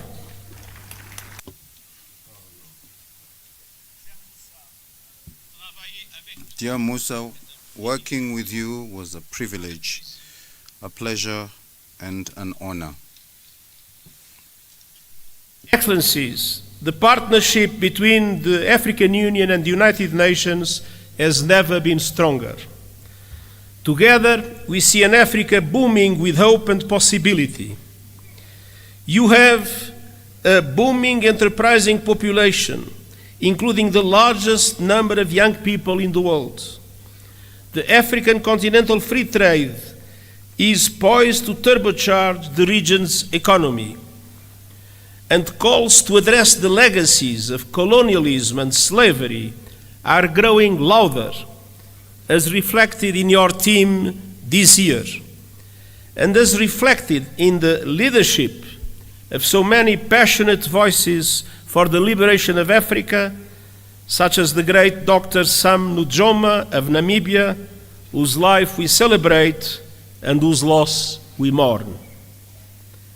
The world must never forget that Africa is the victim of two colossal and compounded injustices. First, the profound impact of colonialism and the transatlantic slave trade. The roots stretch back centuries, and the bitter fruit continues to affect Africans and people of African descent to this day. Decolonization alone in itself was not a panacea. Political independence did not free countries from structures based on exploitation and decades of economic, social, and institutional underinvestment. It is high time for reparatory justice frameworks to be put in place. Second, Africa was under colonial domination when today's multilateral system was created, and that injustice endures. Look no further than the United Nations Security Council. There is no excuse that Africa still lacks permanent representation in the 21st century. I will keep working with the African Union and all member states to ensure the representation Africa needs and the justice you deserve, including with 2 permanent members of the Security Council.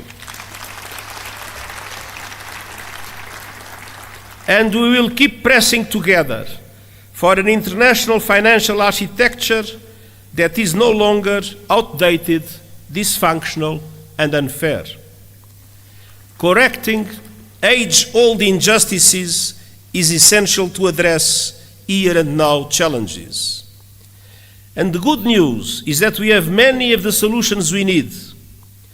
Last year, you helped drive that effort at the United Nations with the Pact for the Future. And I thank Africa for its support that was vital to approve the Pact. Our task now is to make those commitments a reality. South Africa's G20 chairmanship could not come at a better time. Let me point to 4 areas for action. First, we must push for peace, security, and alleviating appalling levels of human suffering. Sudan is being torn apart before our eyes and is now home to the world's largest displacement crisis and famine. As we near the holy months of Ramadan, it is time for an immediate cessation of hostilities. And the international community must come together to stop the flow of weapons and the bankrolling of bloodshed.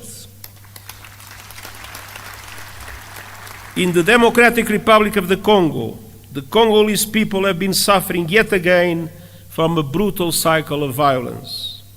And the fighting that is raging in South Kivu as a result of the continuation of the M23 offensive threatens to push the entire region over the precipice. Regional escalation must be avoided at all costs. There is no military solution. The deadlock must end, the dialogue must begin, and the sovereignty and territorial integrity of the DRC must be respected. The conclusions of the recent joint EAC-SADC summit offer a way forward, with a renewed call for an immediate ceasefire and new momentum for regional efforts based on the Luanda and Nairobi processes. Now is the time for swift implementation. And you can count on the continued support of the United Nations, including MONUSCO. In the Sahel, the clear and present threat of terrorism is undermining peace, security, and sustainable development. And in Somalia, we are urging predictable funding for the African Union support and stabilization mission, and I hope that our voice will be heard by the Security Council.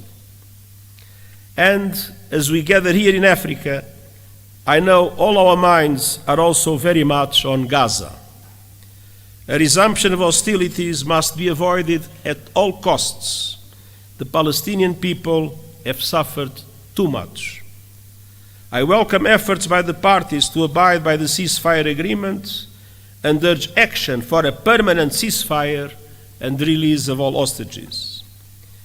Peace is possible in the Middle East, and that starts with tangible, irreversible, and permanent progress towards the two-state solution, Israel and Palestine, living side by side in peace and security.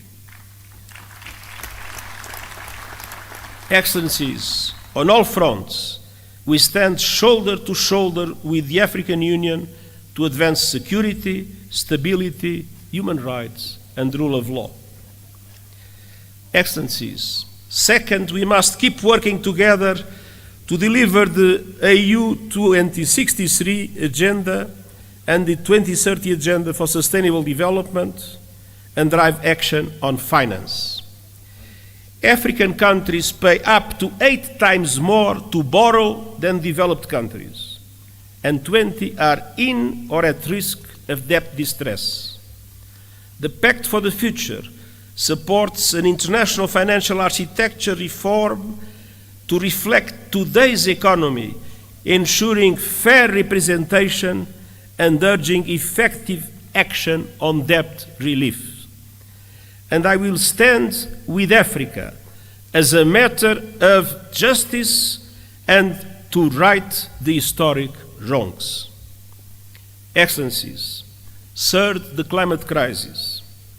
Climate disasters are tearing across Africa, destroying lives, upending livelihoods, devastating economies, and inflaming conflict.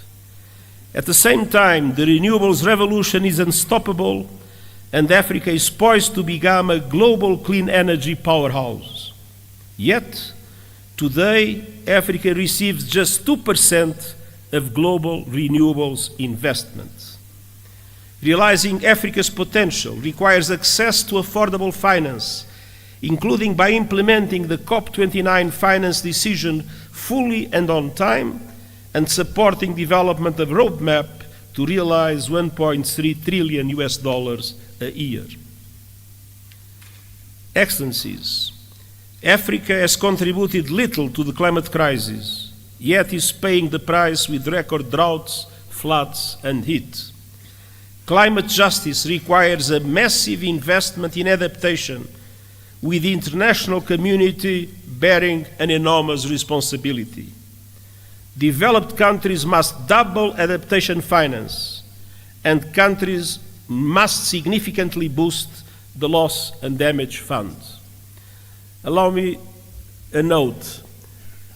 When the loss and damage fund was created, the pledging conference that took place has allowed for an amount that is equivalent at the highest contract for a basketball player in the United States. It is absolutely necessary to make the loss and damage fund an effective instrument to support developing countries in adaptation. And we also need justice when it comes to your abundant critical minerals. Too often, your countries are plundered, bound to the bottom of value chains as others grow rich on your resources. The work of the United Nations Panel on Critical Energy Transition Minerals is designed to help embed justice, sustainability, and human rights across the value chain. Africa's minerals must benefit Africa's people.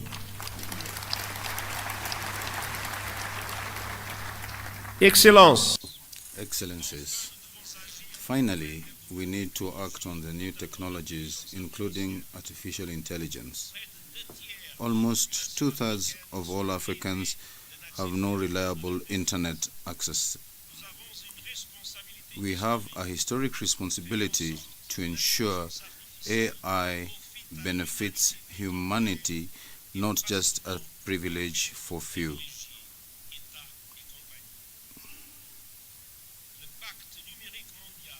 The Global Digital Pact shares the ambitions of the African Digital Compact: universal connectivity, capacity building, and responsible AI governance. I will share a model on capacity building so as to assist the Global South to use AI for the common good. Together, let's ensure these commitments are honored. Excellencies, the United Nations and the African Union stand united in our determination to deliver justice for your continent, leaving no one behind. We have much to build upon, so together, let's make commitments reality. And once again, let me say something in my mother tongue and say with one voice, Viva Africa.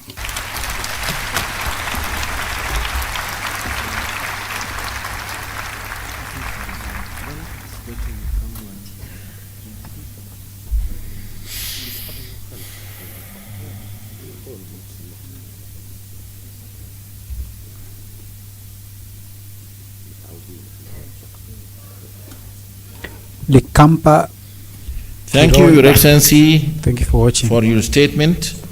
We highly appreciate your leadership in strengthening the African Union United Nations partnership. Thank you. As-Sayyidat wa Sada. Ladies and gentlemen, Excellencies, I'm very happy and honored to welcome today His Excellency President Mahmoud Abbas Abu Mazen, President of the State of Palestine. You have the floor, Excellency.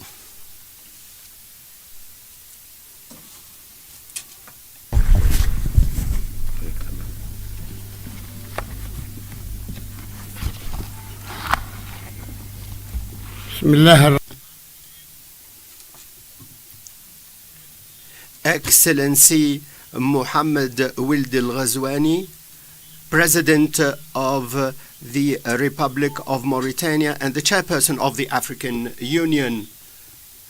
Excellency Prime Minister of Ethiopia, Mr. Abiy Ahmed. Excellency Musa Faki, Chairperson of the African Union Commission. Excellency Mr. Antonio Guterres, Secretary General of the United Nations. Excellencies, ladies and gentlemen, good morning to all of you. At the outset, I wish to extend our congratulations to Excellency President João Lourenço, President of the Republic of Angola, for becoming the chairperson of the African Union for the year 2025. We wish him full success. We extend our thanks to His Excellency President Mohammed Wild al-Ghazwani for his chairmanship of the previous session of the African Union. I'm very happy to meet once again with you, and on behalf of the Palestinian people, who have a great deal of esteem to the people and the leaders of African states. We are proud of our friendship with them. They have always provided to us a faithful support to our just struggle for freedom and independence.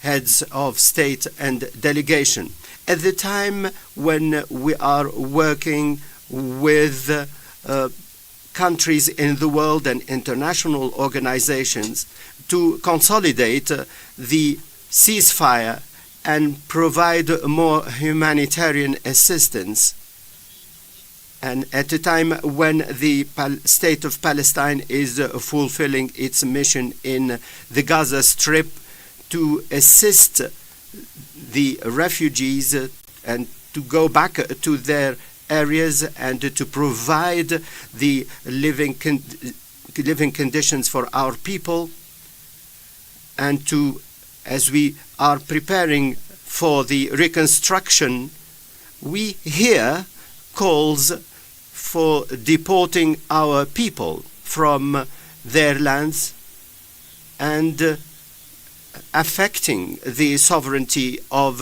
other countries. These calls are meant to distract the world from the war crimes and the genocide and the destruction in Gaza, in addition to the crimes of colonization and the settlers grab land and annexation, in addition to attacks against holy shrines in the occupied territories and Jerusalem.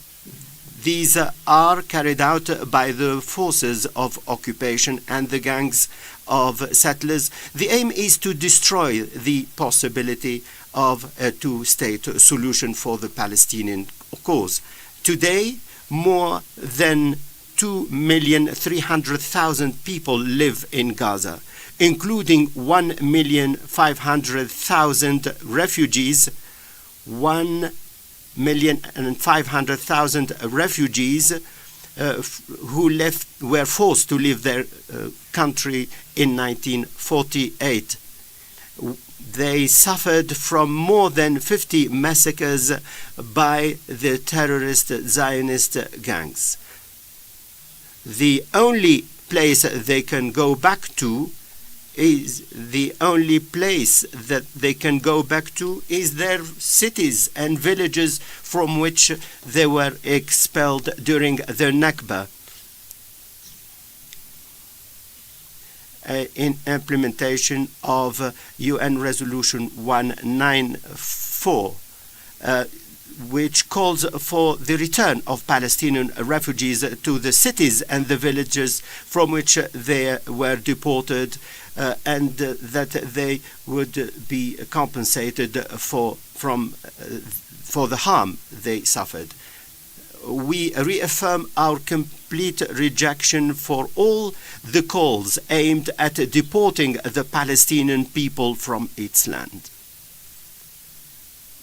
This will keep the region in the cycle of violence instead of going to peace creation. It is an illusion for people to believe that they can have a new century agreement or to deport our people by occupying our land. In this regard, we hail the positions of the countries that rejected the calls for deporting our people from their land and stood by our side to defend their rights. We highly hail the position of the African Union and its member states in this regard. The Israeli colonial practices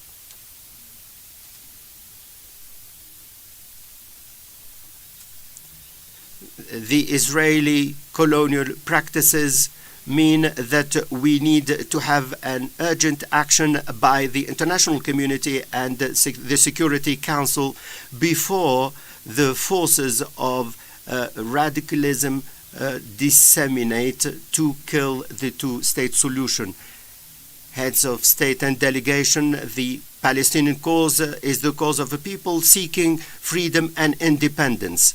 Our commitment to international legality and the signed agreements, including the implementation of the vision based on a two-state solution, mean that we need to end the Israeli occupation that occupies with military power the land of the state of Palestine and its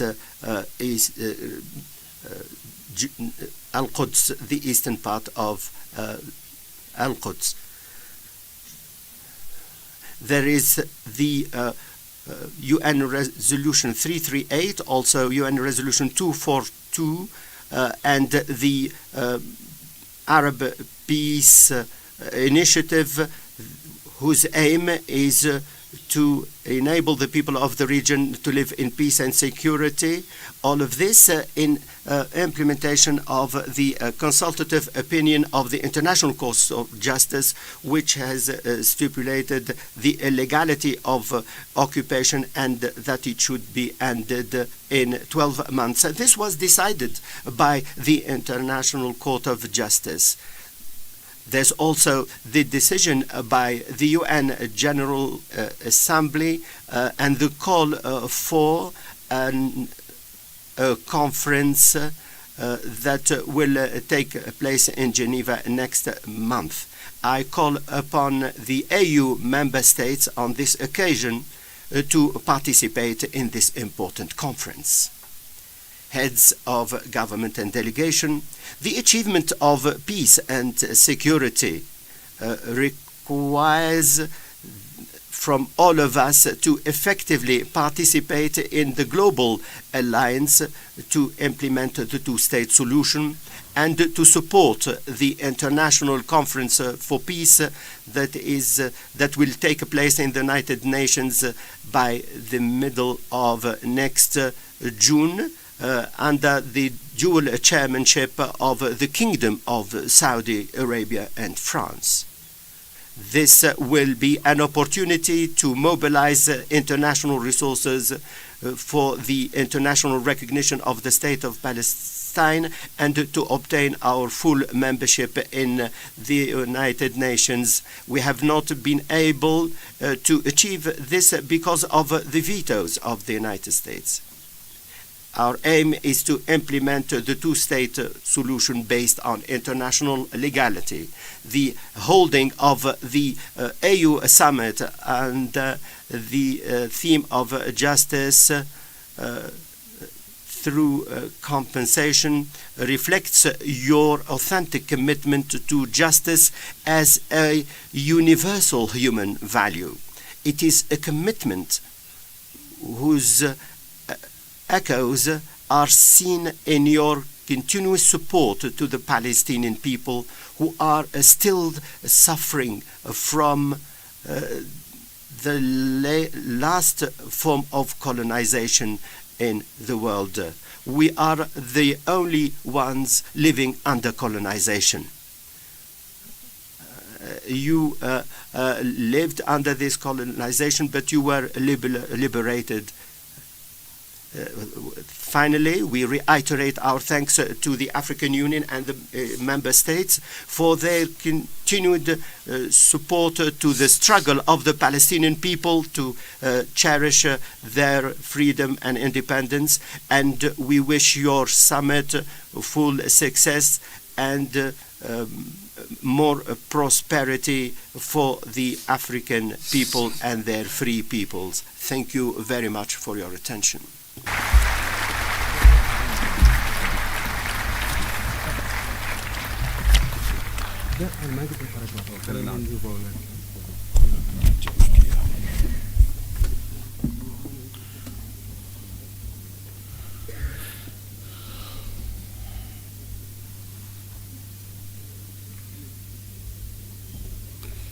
Shukran. Thank you, Excellency President of the State of Palestine, Abu Mazen, for your statement, your participation. Mr. President confirms the continued support of the African Union to the Palestinian cause, full support. We invite His Excellency Muhammad Sheikh Al-Ghazwani, President of the Islamic Republic of Mauritania, and Chairperson of the African Union to deliver his opening remarks. Excellency.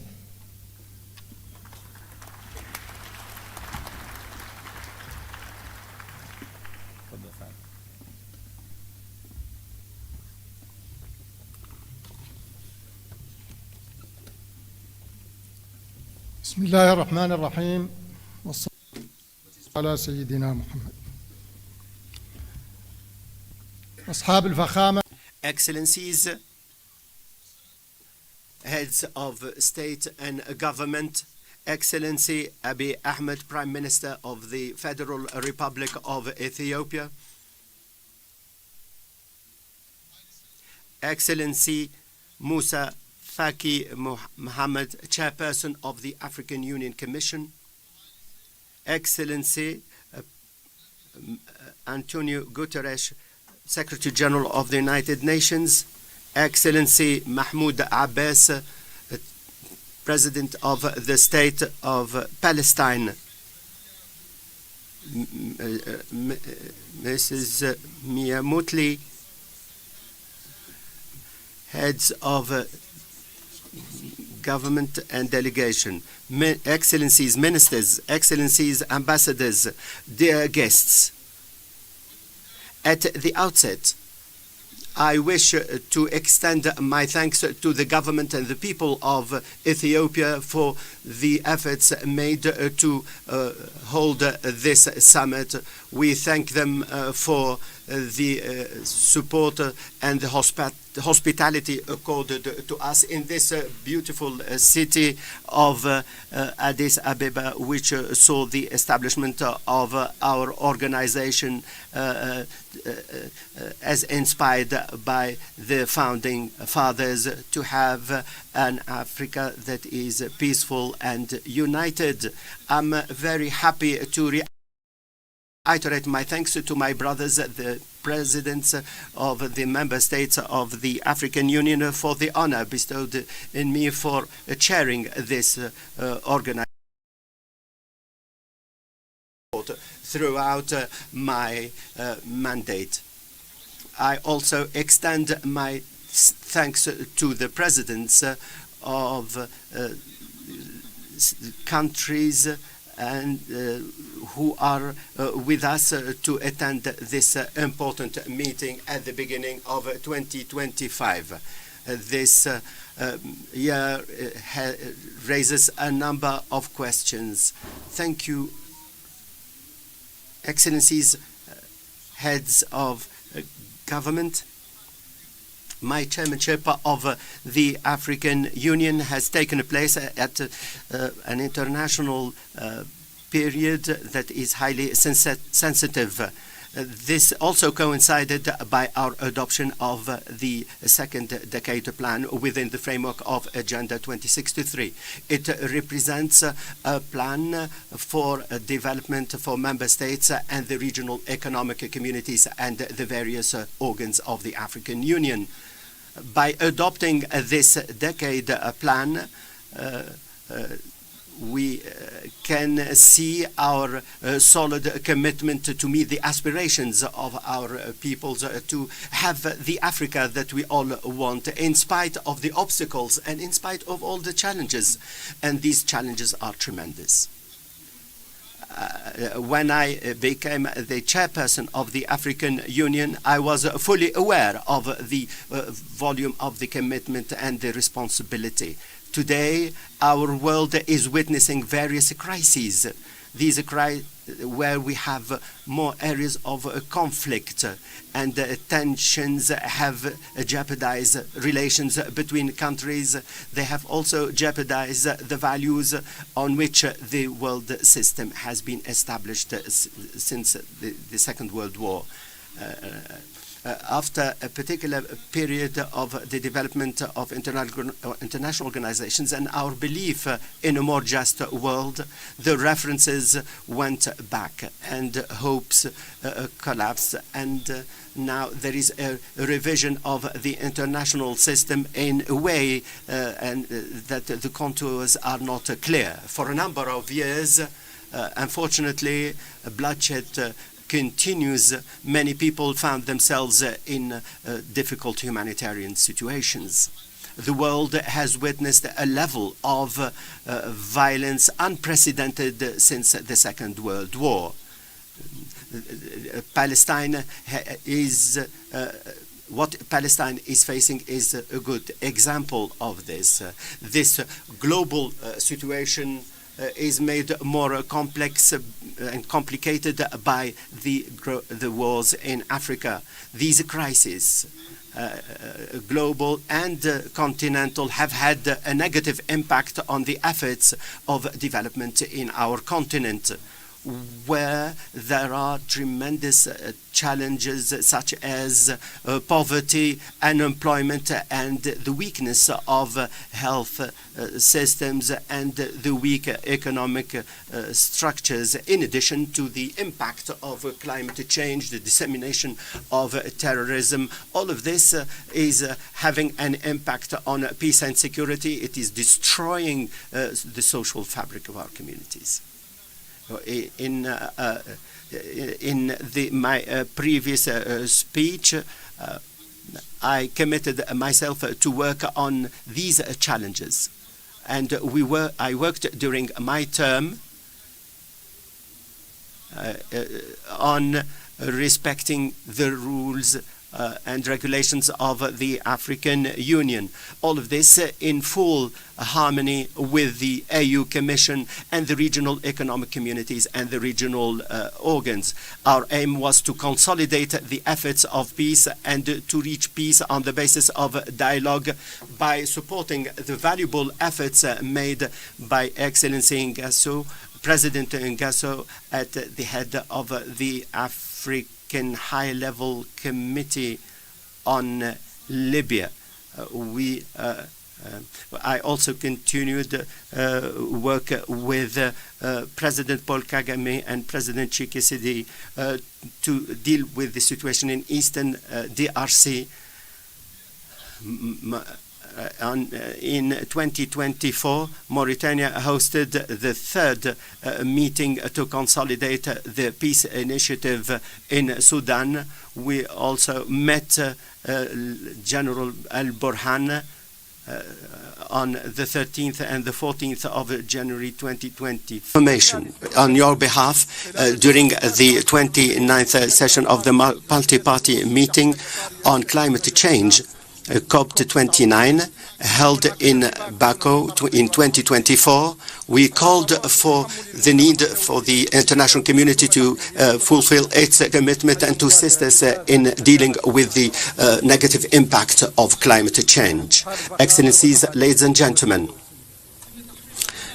the achievement of the second action plan to implement Agenda 2063 is closely related to the coordination between the AU and the regional economic communities. For this reason, in our mid-year coordinating committee in Accra, we focused on integrating our national plans in continental programs to achieve African complementarity and to make its voice heard. This common voice will enable us to have the position that should enable us to effectively participate in the development of international agenda that should focus on sensitive African issues.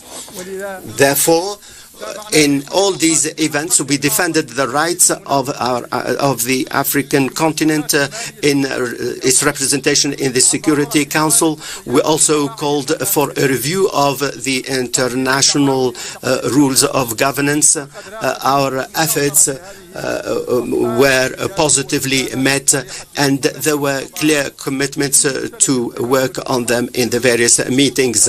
But the effectiveness of the follow-up and the joint African work mean that we need to continue the structural transformation of our continent. You all know the questions raised by the structural structural transformation, such as the principle of alternation and how this is implemented in addition to distribution of positions. Because of the sensitiveness of this issue, we held an extraordinary meeting of the Executive Council, during which there was a decision to see how we can apply the principle of alternation to have a just alternation between the regions. In line with this reformist spirit, we worked on the review of the skills within the African Union. An extraordinary meeting of the Executive Council was held in November 2024 to make a decision on the best ways to carry out this operation. Following extensive consultation, the Council identified solutions to this issue. It established a clear roadmap to continue this process. Excellencies,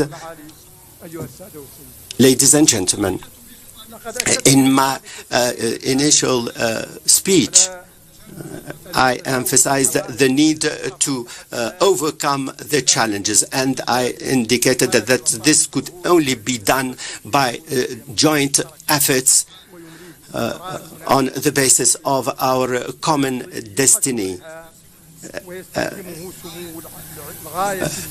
In order to achieve our noble objectives. Today, I reiterate the same issue as I hand over the chairmanship to His Excellency President João Lourenço, wishing him full success in the mission he is entrusted with.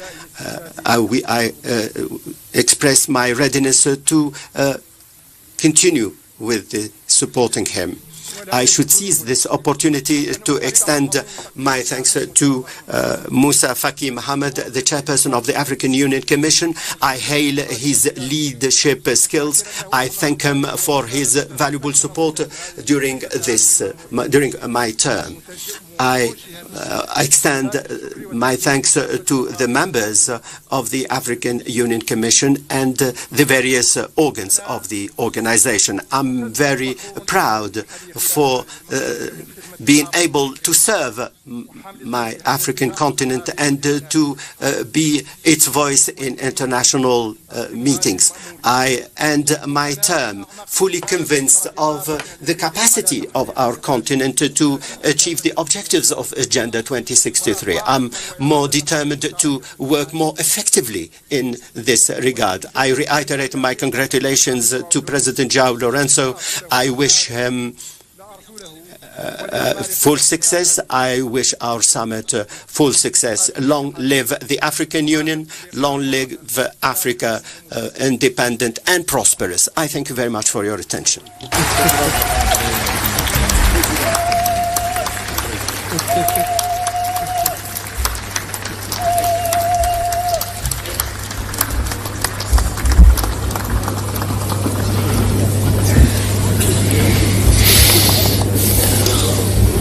Thank you very much for tuning into Lightcast TV. If you are watching us on Facebook, kindly follow Lightcast TV on Facebook. Thank you very much, President, for your statement. Ladies and gentlemen, now allow me to invite His Excellency Ambassador Yusuf Mundoha Asumani, Ambassador of the Union of Comoros to Ethiopia and Permanent Representative to the African Union, Dean of the African Ambassadors in Ethiopia, to introduce the new Bureau of the African Union Assembly for this session. Your Excellency. Yeah, we are on YouTube at Lightcast TV Kenya. Subscribe to our YouTube channel Lightcast TV Kenya, and also on TikTok at Lightcast TV Kenya. Excellencies, Mohamed Al-Ghazani, current President of the African Union and the President of the Islamic Republic of Mauritania, Your Excellency Abiy Ahmed, Prime Minister of the Federal Democratic Republic of Ethiopia, Your Excellency, Excellencies, ladies and gentlemen, heads of state and government of the African Union states, Your Excellency Mahmoud Abbas, President of the State of Palestine, Your Excellency the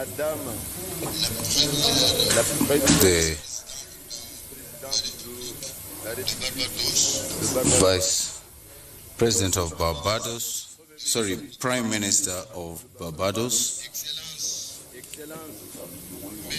Your Excellency Antonio Guterres, the Secretary General of the United Nations, Your Excellency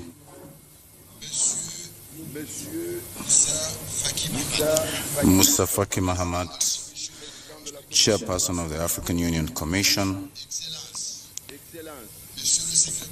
Your Excellency Deputy Secretary General of the Arab League of States, heads of delegations, excellencies, ambassadors, permanent representatives and observers of states,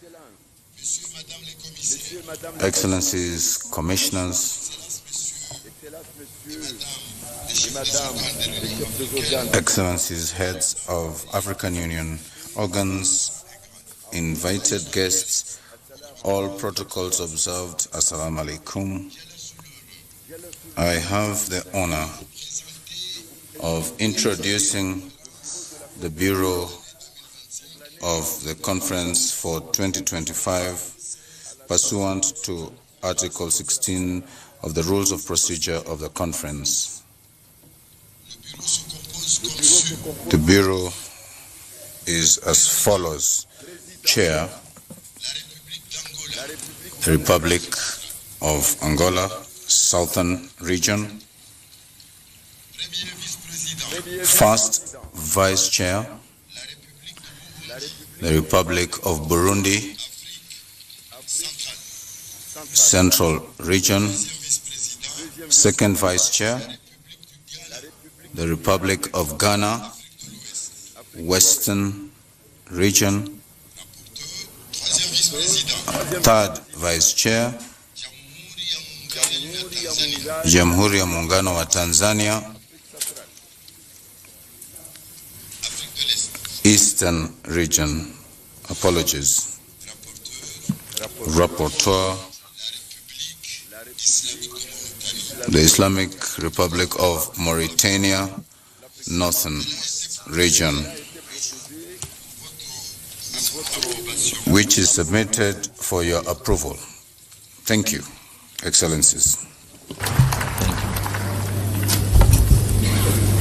Thank you, Your Excellency, and congratulations for the new elected Bureau.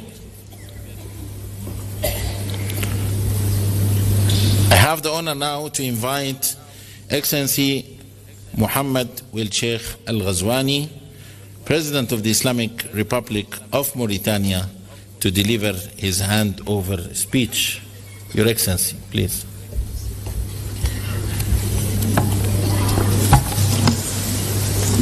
Chris Felicia, thank you for watching. Suzanne Udoni anasema thank you for watching.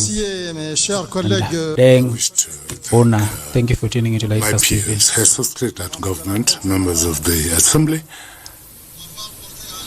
for having elected me at the head of the African Union as president for the period 2024-2025. Together, we have worked to advance the integration agenda on the continent. I wish to thank you for all the support and to thank you for the unflinching support that you gave me, contributing to the success of Mauritania and the entire continent in pursuing this lofty task. I will now call upon my brother, President João Lourenço, to hand over the baton, to him, and I wish him success in this endeavor. Thank you. Thank you, Your Excellency. And now I have the honor to welcome His Excellency João Manuel Lourenço, President of the Republic of Angola, the new chairperson of the African Union, for the handover ceremony in the high table. You are welcome, Your Excellency.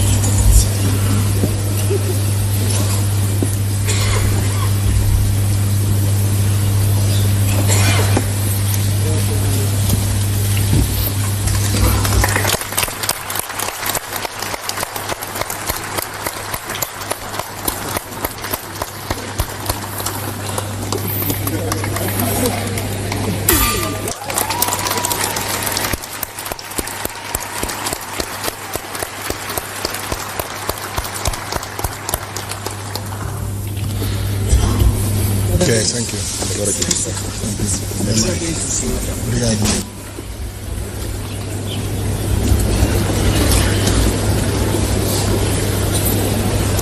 Congratulations, Your Excellency. Allow me now to call His Excellency João Manuel Lourenço, President of the Republic of Angola, Chairperson of the African Union, to deliver his acceptance speech. Your Excellency.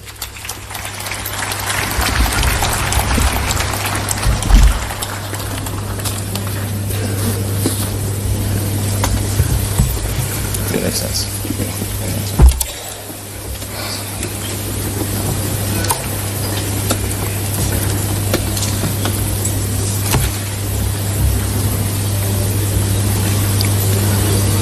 So much.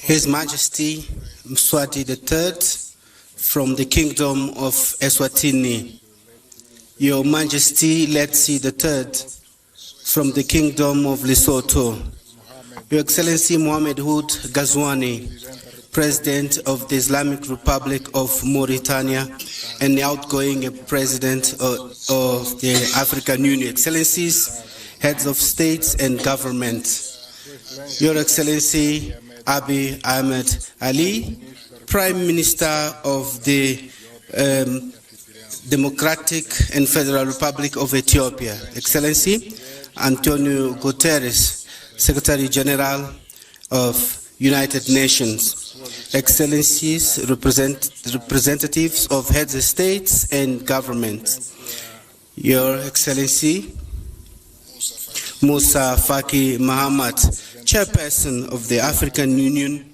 Commission, members, Excellencies, and President Mahmoud Abbas, President of the Palestinian Authority, and our guest of honor, Excellencies, members of the Diplomatic Corps accredited in Addis Ababa, ladies and gentlemen. I would like, on the outset, to deeply thank His Excellency Prime Minister Abiy Ahmed from the Democratic and Federal Republic of Ethiopia and his people for, once again, has it always the habit each year in February that they host the most important meeting of the African Union. I would like to thank them for the warm welcome and hospitality that was accorded to us since our arrival in this beautiful country. I would also thank Mohamed Ould Ghazouani, President of the Islamic Republic of Mauritania and outgoing President of the African Union for the proactive way, dynamic and proactive way that he led our organization during his tenure. We were able to carry out, through his mandate, actions that contributed to the achievement of the main objective defined by our organization for the last year that just ended. And we also built educative systems that are strong to allow quality education for African citizens, taking into account the better performance of our continent at the global stage, taking into account the objectives of the Agenda 2063 of the African Union and Agenda 2030 of the United Nations. Excellencies, you are leaving us a great legacy. It's upon us now to continue to work and capitalize on your work that you living for us. And I count on your support and experience, as well as the support of all the other African countries, so that Angola can also undertake a presidency that will be at the level of our expectations, and that we can also add our efforts for the achievement of the development goals of our countries, together with the achievement of Agenda 2063 in all our efforts in building the Africa that we want. My thanks are also addressed to all the African countries, but most especially Southern region, for the trust entrusted to us in order to lead in 2025 the African Union, at a time when our continent is faced with major challenges related to peace and security, which are a blockage to many initiatives and actions that we want to undertake for the development of our nations. As you all know, it is the first time that Angola is assuming this major responsibility of leading the destiny of our continent in the coming 12 months. But we are going to look attentively to the problems of Africa, and we are going to contribute with our experience to finding solutions to peace and security, and for the implementation by member states of our economic policies, social policies, to promote progress and development of our continent. This is very important for us, the fact that we are assuming the chairship of the African Union in 2025. At the time, we are also celebrating 50 years of our independence, national independence. Excellencies, ladies and gentlemen, throughout this conference, many issues will be discussed that are very important for our continent. The working framework of the African Union and the operationalization, the issue related to justice for African and people of African descendants through reparations, which is the theme selected for this year, and a theme that Angola also chose for its chairship, which is related to the building infrastructure as a factor for development for Africa. These aspects, if combined, can allow us to build a communication channel and a channel of dialogue with our partners. It will make us understand the importance and the advantage of cooperating for a developed Africa, Africa that is industrialized, that is going to win over hunger, misery, and unemployment, and reducing the probability of armed conflict and illegal immigration. We will have the opportunity to address all these aspects in our 4th conference for development that is going to take place in Sevilla, in Spain, from 30th June to 4 July this year.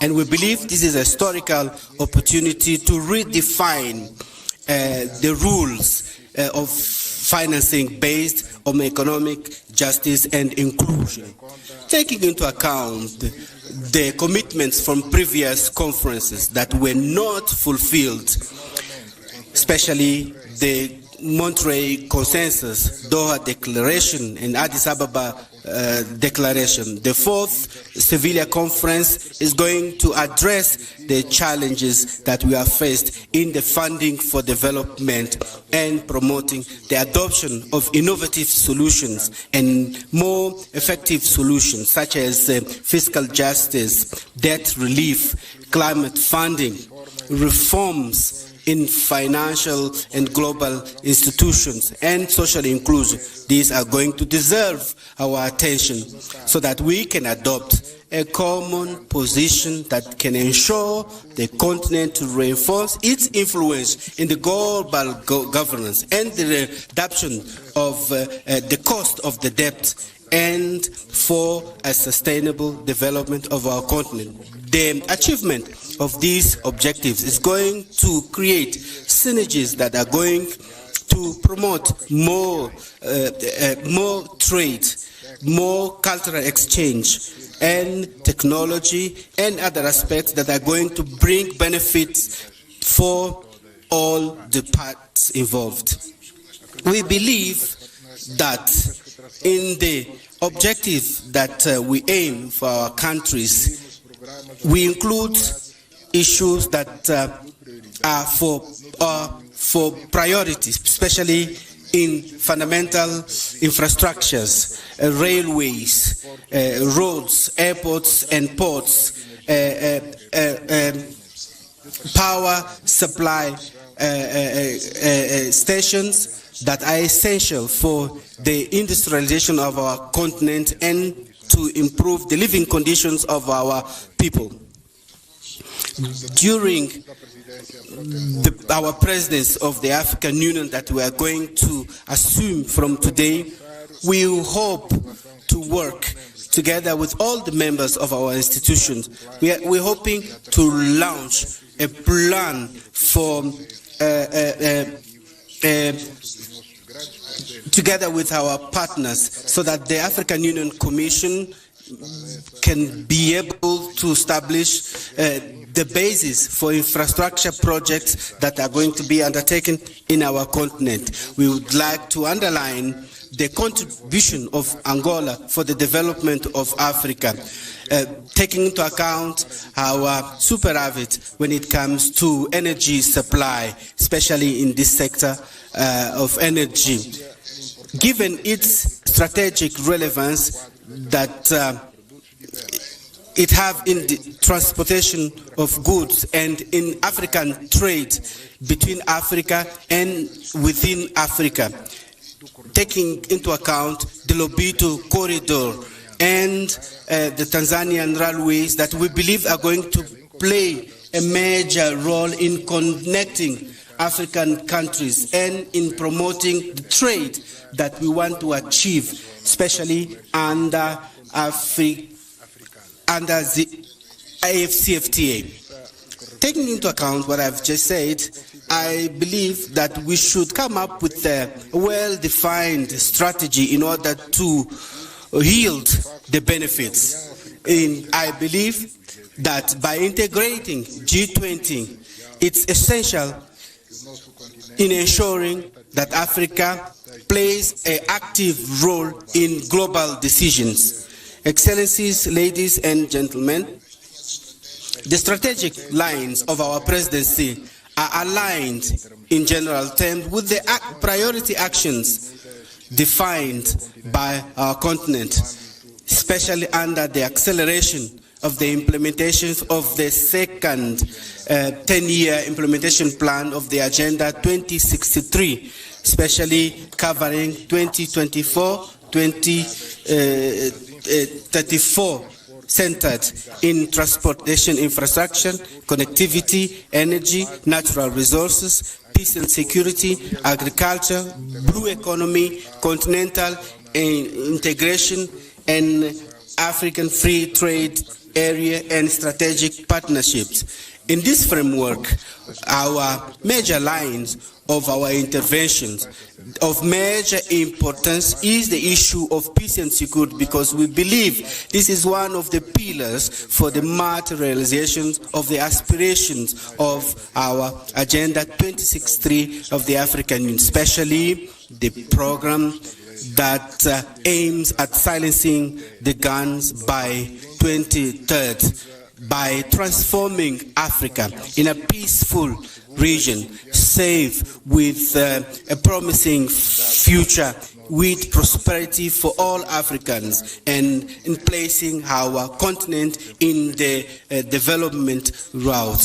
In the reports of our activities, the undertaken as a champion, AU champion for peace and reconciliation in Africa, I made a detailed presentation, the activities that I undertook in helping the achievement of peace in our continent, especially in the eastern region of the Democratic Republic of Congo. I will also present my vision on what I believe that is essential to be taken into account in the future in order to put an end to the conflicts in Africa and in order to address the challenge of unconstitutional change of government, terrorism, invasion, and occupation of neighboring countries. We also have major challenges related to natural disasters resulting from climate changes and Marburg, cholera, and other diseases that are affecting us, and call on us to unite our efforts in order to find collective solutions for their elimination. In this perspective, I believe that it's essential that the third conference on the oceans that is going to take place in France is an opportunity for us to address the main concerns of this topic and that are affecting our continent. With more than 30 coastal countries, our continent will have to protect maritime ecosystems and promote blue economy and undertake more actions against illegal fish, maritime pollution, and against climate change, which are major challenges that we have to face together permanently. I would like to hope that this conference will contribute to reinforce our coastal resilience and building conditions to mobilize international funding for sustainable projects under the blue economy. Excellencies, this year and during the Angolan presidency, we are going to work in coordination with the African Union Commission to mobilize financial resources through the contributions of our member states in order to be able to have necessary resources for the realization of projects and programs of continental level and reducing our dependencies for external funding. Excellencies, ladies and gentlemen, we are living a global landscape, a very challenging global landscape, especially with the challenge in our continent and in Eastern Europe and Middle East. Despite all that, we are sure that by combining our efforts and joining force, we are going to overcome these challenges and build the Africa that we dream of contributing in the solution of the problems that are affecting our humanity. It's in this context that I believe that we should continue to act together so that the United Nations will be more inclusive and more aligned to the challenges and opportunities. And the reform of the United Nations should continue to be priority for our continent. And it is very important to reaffirm our commitment with the consensus of Ezuline and the Sirte Declaration of 2005 for 2 seats as permanent members with the right of veto and other privileges that are related to the seats.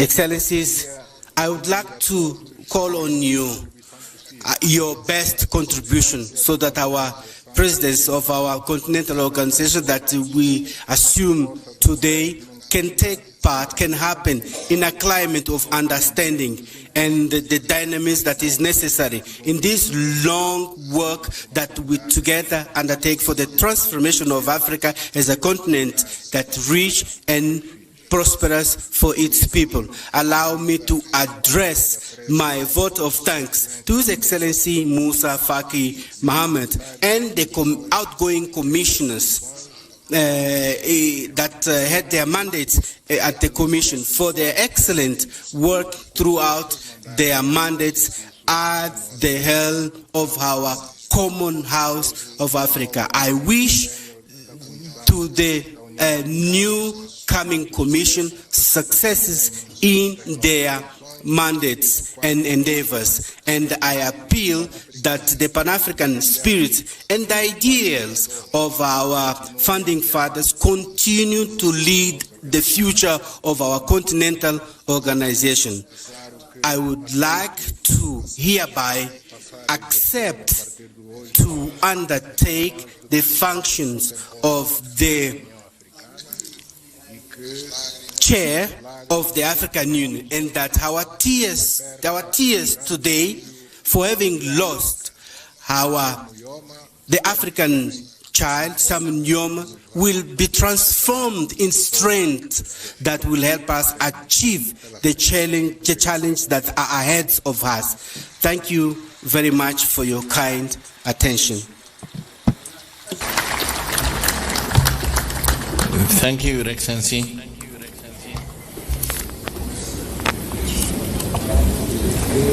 Yeah, thank you for tuning into Lightcast TV. You can follow Lightcast TV on Facebook, Lightcast TV Kenya, and also on TikTok, Lightcast TV Kenya, and also on YouTube, Lightcast TV Kenya. Thank you for watching the event.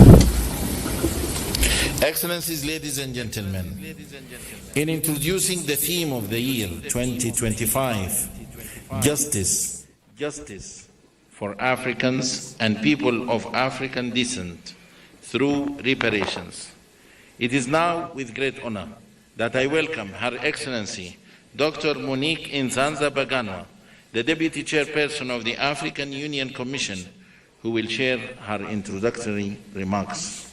Your Excellency.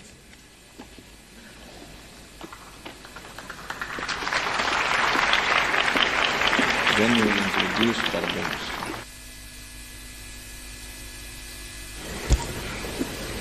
Thank you.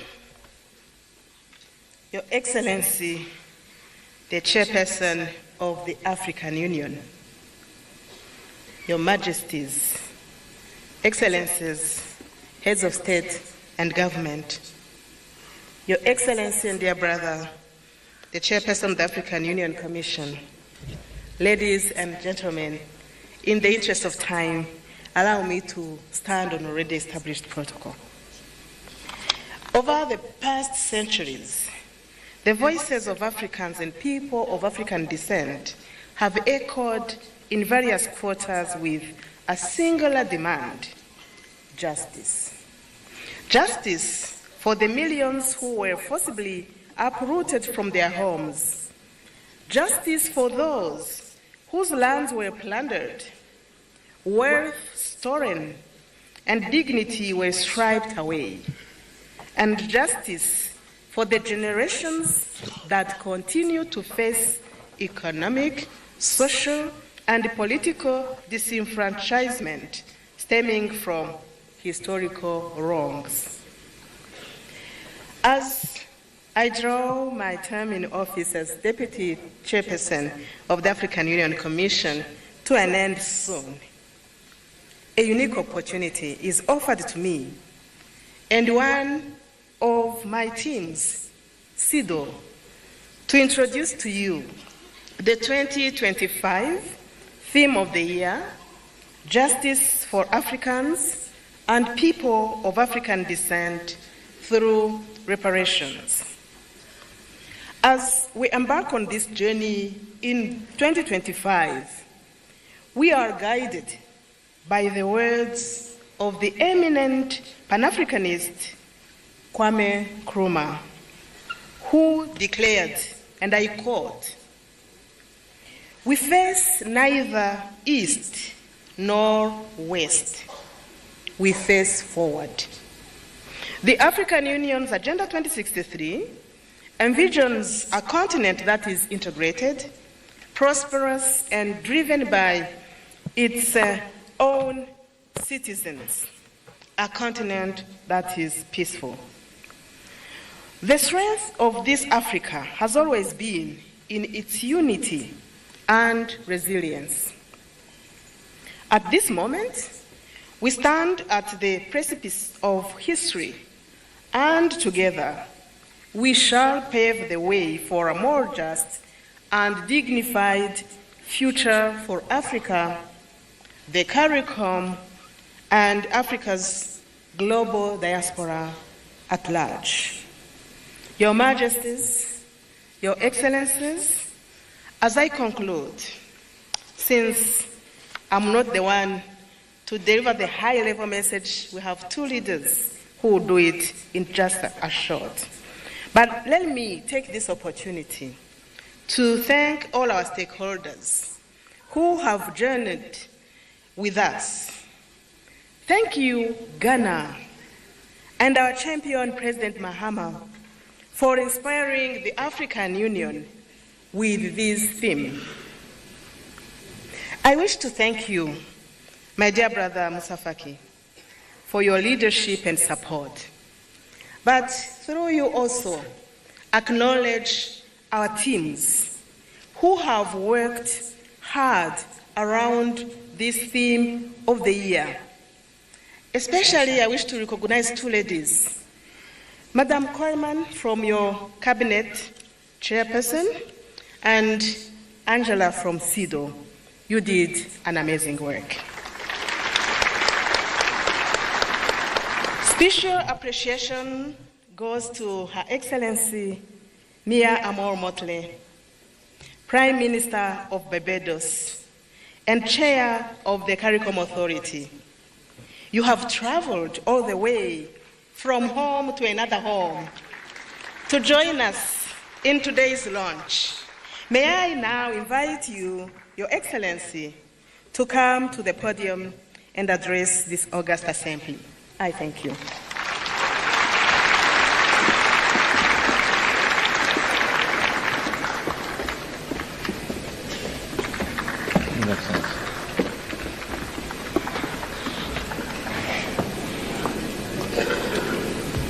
Thank you very much, Madam Chairperson. Your Excellencies,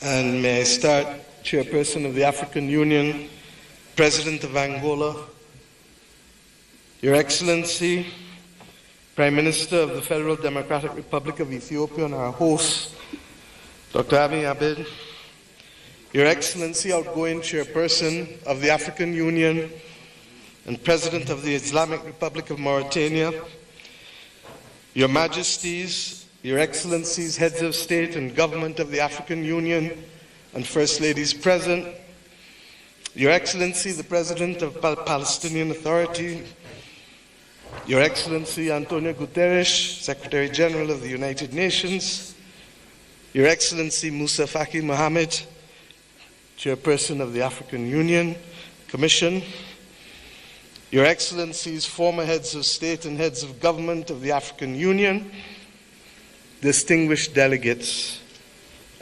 ambassadors, and guests all. I stand here clothed in the spirit of the battles of Adwa, conscious that it was that battle within 24 hours that shook the confidence of the powers of Europe, but inspired the people of Africa and the children of the African diaspora that good would prevail over evil and light over darkness, but only in the context of our unity. I stand here conscious that it was that battle that forged the beginnings of Pan-Africanism that eventually led to the movement for independence and the destruction of the colonial powers to give us not full development and power, but the first steps of political independence. I stand here conscious and buffeted by the dreams and works of the great Pan-African pioneers, and conscious that as a children of the Caribbean, we have long dreamt for the moment of unity with our brothers and sisters of Africa, a division that was secured by those whose success and survival depended on separation of us rather than on the ability for us to act as one common people.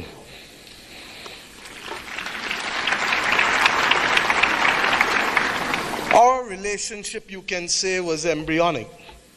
But regrettably, as long as it has been and as related as we have been, it has been sporadic. And it is up to us as the children of independent states to determine whether the history of separation shall be our future or whether the spirit of Adwa can be our inspiration to confront the challenges of a new world.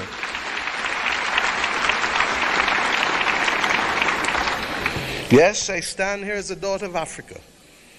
I stand here equally as a proud Prime Minister of Barbados, a country which is the first landmass that you reach after you leave this great continent of Africa.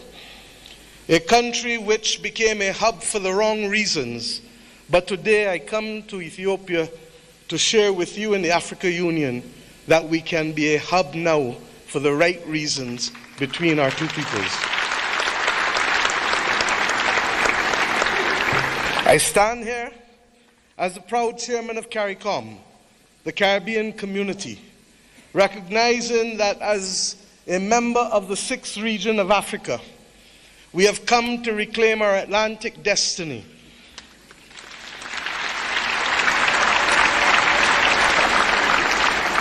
We have come to ensure that the very futures of our people are different and will not once again be determined by a middleman who will ensure that the Middle Passage is one that sees our people at the bottom of the ocean's floor of the Atlantic or in the fields of the plantations of the Caribbean, but instead that it will be a future that sees our people, hears our people, feels our people, and that will determine in future that it is we who shall forge the manner in which we cooperate, integrate, and invest, rather than simply being victims of a past history. I stand here equally as the chair of the V20, 70 countries across the world that are climate vulnerable, 40% of whom come from this great continent of Africa, recognizing that it is only through unity that we can confront the existential crisis of our generation, that of the climate crisis. The Secretary General of the United Nations has already laid out, ably so, many of the iniquities that we continue to face in spite of political independence. It was His Majesty Haile Selassie who popularized and told us that there shall be no first-class or second-class citizens, words popularized by Bob Marley, learned by all of our people without appropriately recognizing the context in which he spoke and the mission which must be ours for generations until it is achieved.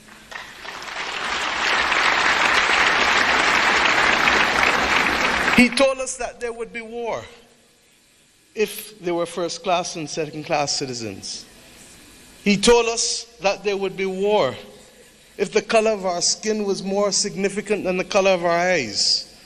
And we see here in the continent the continued descent into conflicts born out of ethnicity differences, born out of a mad grab for resources, not invariably for our own benefit, but for the benefit of others who seek to use our people as pawns in the determination of their own future. But we stand here as proud people, and we have enough among ourselves to know the difference between right and wrong, and to forge a future that is not for a few, but for the many. Indeed, as the world confronts the climate crisis, it is the poorest of the poor who remain the most vulnerable to floods and droughts and hurricanes.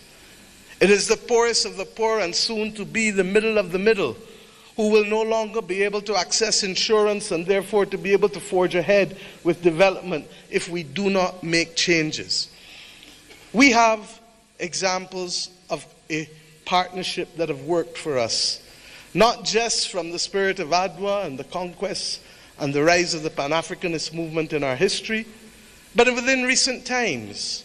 During the COVID-19 pandemic, it was the African Union, under the leadership then of President Ramaphosa, and with the assistance of Dr. Tedros of the WHO, that recognized that the Caribbean, which was being marginalized by denial of access to basic therapeutics, basic medical equipment, to vaccines, that we should not be left as pariahs on the global landscape, but that our brothers and sisters in Africa would bring us through the Africa Medical Supplies platform to be able to ensure that we could secure for our own people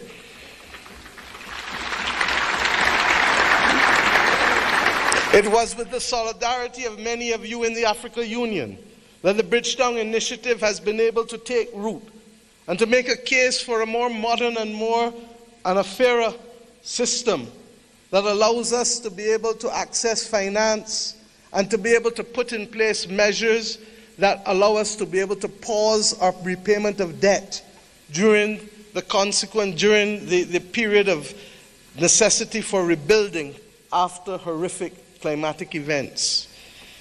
We have seen how partnership helps us. We do not need any more evidence. What is required of us is to lead the way to peace, to prosperity, and to justice. And the reparations which we call for the international community to be able to recognize, first and foremost, with that which we ask from each of our children. Say sorry. Say sorry. And mean it.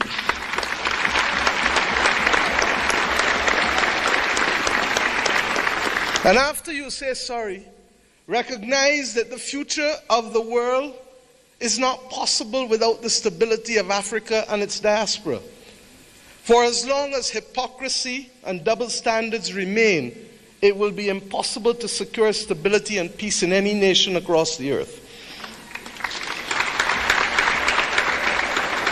The reparations that we call for, beyond sorry, must be for fair access and development and compensation, because we each started the journey of independence with a chronic deficit. A deficit of resources, a deficit of fairness, a deficit of opportunity. And it is up to us, many of us in the second and third generation of independence, to be able to frame out fairly in a mature conversation what those reparations must look like if we are to attain justice and to inspire the young people of this world that good must always prevail over evil. But it is not only the reparations that we ask from the international community, because we ourselves must repair the damage that was foisted on us. The notion that transit visas, begging for them, must be the lot of our people in order to move across this world cannot be something that gives us satisfaction.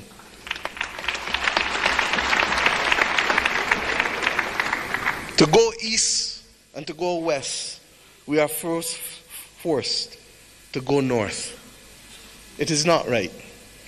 And it is not beyond the heads of government and heads of state, of the region, of the Caribbean community, and of the continent of Africa to determine that we must stop talking about, but simply do what is necessary to build the air bridges and sea bridges to guarantee that we control our destiny. I ask us to reflect on this because it is this simple act, apart from our music and our culture and our food, that will guarantee that it is not simply heads of government and heads of state that will meet in Accra or Bridgetown, but it is ordinary people who will be able to trade and to move from the closest point of Dakar to the closest point of Bridgetown, to be able to open up the opportunities that technically ought to be available not just simply through the Africa Free Trade Area or the CARICOM single market and economy, but through the combined opportunities provided by both. I ask us equally to recognize that in an era where AI is threatening to redefine what humanity can do and even if we can survive, that it is not ours to be the victims once again of technology as we were with gunpowder, but it is for us to help shape the future of the world, because more often than not it is Africa and its people who have brought the humanizing forces to bear on civilization. And if we are to be the cradle of civilization, then we are to be the protectors of people and planet, of humanity as we go forward. And some watching on may say, how? And I say, how not? How not does a continent that has 40% of the world's minerals not be in charge of helping to secure the destiny and stability of the planet? How not does the numbers of our two communities, who constitute a third of the world's states, not act in singular purpose to forge the kind of world that we want and to be able to ensure that the institutions that deny access to us to hear our voices as reflective of the continent and of the small island developing states of the world, how do we not secure that admission, which is not only just but a moral imperative if the world is to have stability in this 21st century? My friends, I ask you, how do we not secure this victory when 1 in every 5 and possibly 1 in every 4 persons on the planet will come from this continent and its diaspora? Those who lead today have a moral imperative, not just to our citizens in our own countries, but above all else, to unity. The spirit of Adwa demands of us that we recognize that even in the face of the greatest technology being foisted upon us, that we can rise and win if we act in unity. This has been a message not given by our generation alone, but by previous generations of African and Caribbean leaders. But we ask ourselves, why does it elude us? And the answer comes not from outside, but only from within. When I speak of the USA with affection, I do not only want to speak of that which is known in the Americas. I want to speak about that which ought to have been possible if the 1884 Berlin talks did not take place. The possibility of the United States of Africa, which is as diverse as India, which is as diverse as China in terms of ethnicity and language and religion, but which is entirely possible if we see not ourselves first, but we see the unity of ourselves together. This may be the cry of a naive and romantic daughter of Africa. But if that is the case, I prefer to die being a naive and romantic daughter of Africa than one who is cynical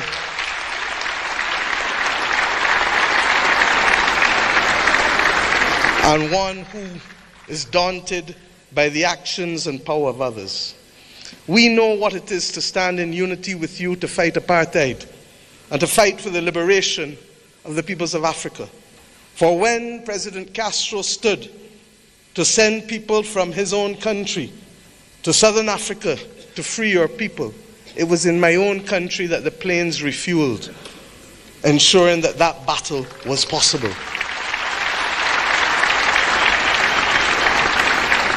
And when 100 years ago,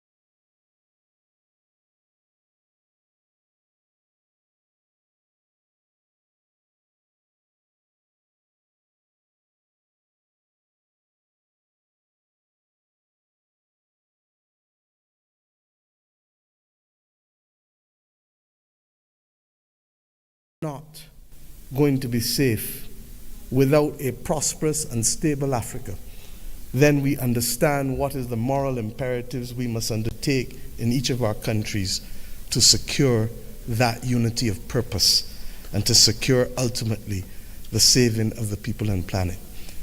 I ask you today to recognize that, and I thank Prime Minister Abiy Ahmed for agreeing that the first in-face summit of CARICOM and the African Union should take place here in Addis Ababa on the 7th of September of this year of our Lord.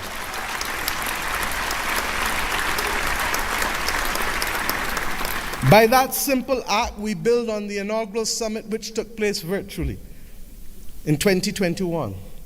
But more importantly, we seek to regularize and to establish as a permanent point of interaction the unity of which I speak and call for. And I ask you as I leave this podium to recognize that we too in the Caribbean want to see you. Indeed, in my own country in Barbados, we will celebrate the Caribbean Festival of Arts, the 15th CariFesta, from August 22nd to August 31st.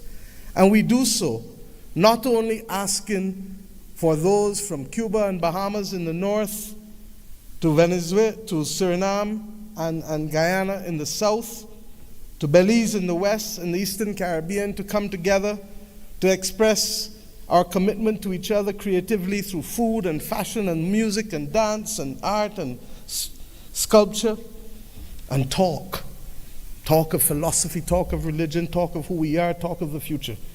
I ask us to recognize that we celebrate this year our resilience and that we do so not only asking the people of the Caribbean to come, but the people from whom we came here in Africa, in India, in China, and the continent to which we went, in particular in Central America and Latin America. This is our moment to show the world that we were not simply apostrophes to the history and the modern history of humanity, but that truly we are the ones who can level the playing field and to create the opportunities that will allow the world to see people, hear people, and feel people, and to value the planet and its biodiversity at the very time when it is greatest in crisis. Let us remove the scars of history and be firm craftsmen of our fate recognizing that the only people who can stop us now are we but ourselves. We have to emancipate ourselves from mental slavery and to build the future that our people want of us and to give them that pride that is theirs. And we must do so in the spirit and with the results of ADWA. Thank you.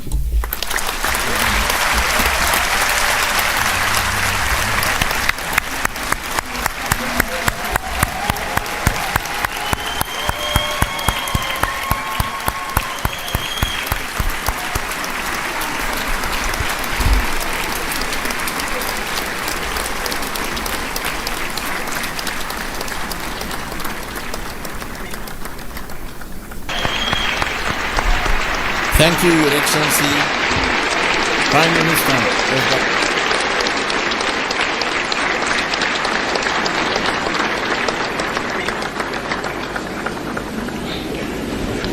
Thank you, Your Excellency.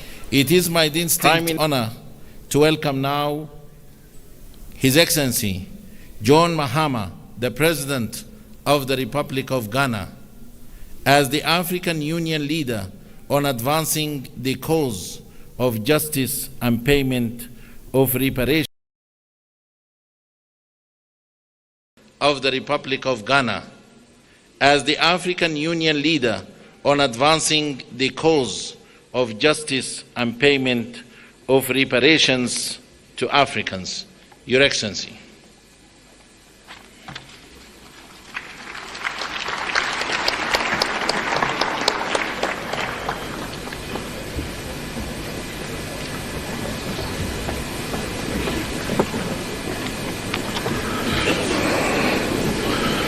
Thank you.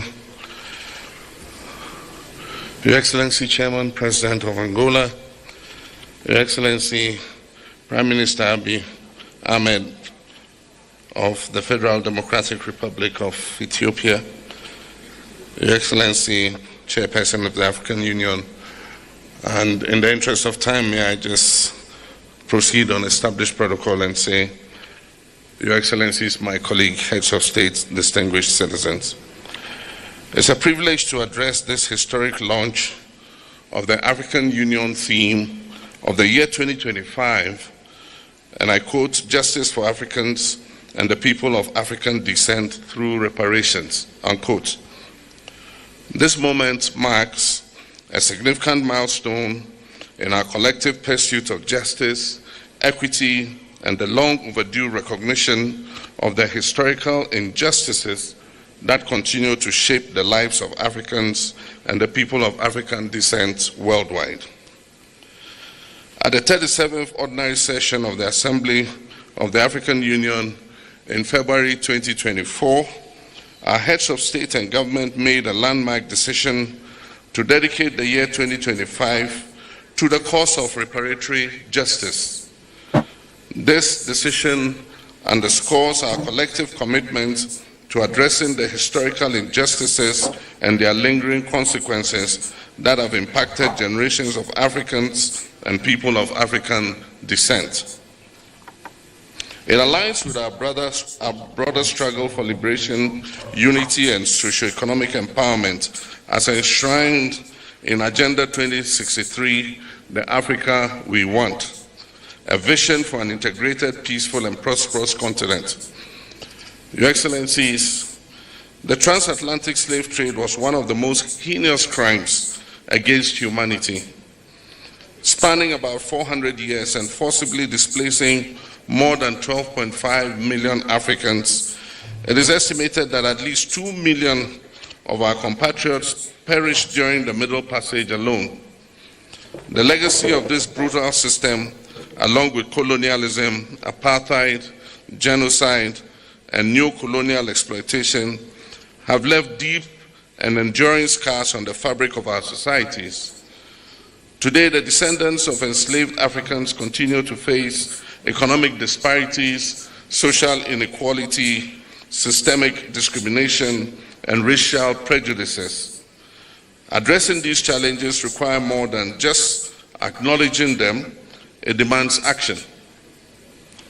The economic impact of colonialism on Africa has been profound. Historical estimates suggest that the continent lost trillions of dollars in both human and material resources due to colonial exploitation. The forced extraction of wealth, which included minerals, cash crops, and labor, deprived African nations of the capital and infrastructure necessary for sustainable development. Colonial policies intentionally stifled industrial growth, leading to a dependency on foreign economies that persists even till today. The systemic plundering of Africa's natural resources, coupled with the disruption of traditional governance structures, has resulted in lasting consequences, worsening poverty, underdevelopment, and inequality throughout the continent. In November 2023, Ghana hosted the Accra Reparations Conference, a historic gathering that brought together African heads of state, scholars, and representatives of the global African diaspora to advance the reparations movement.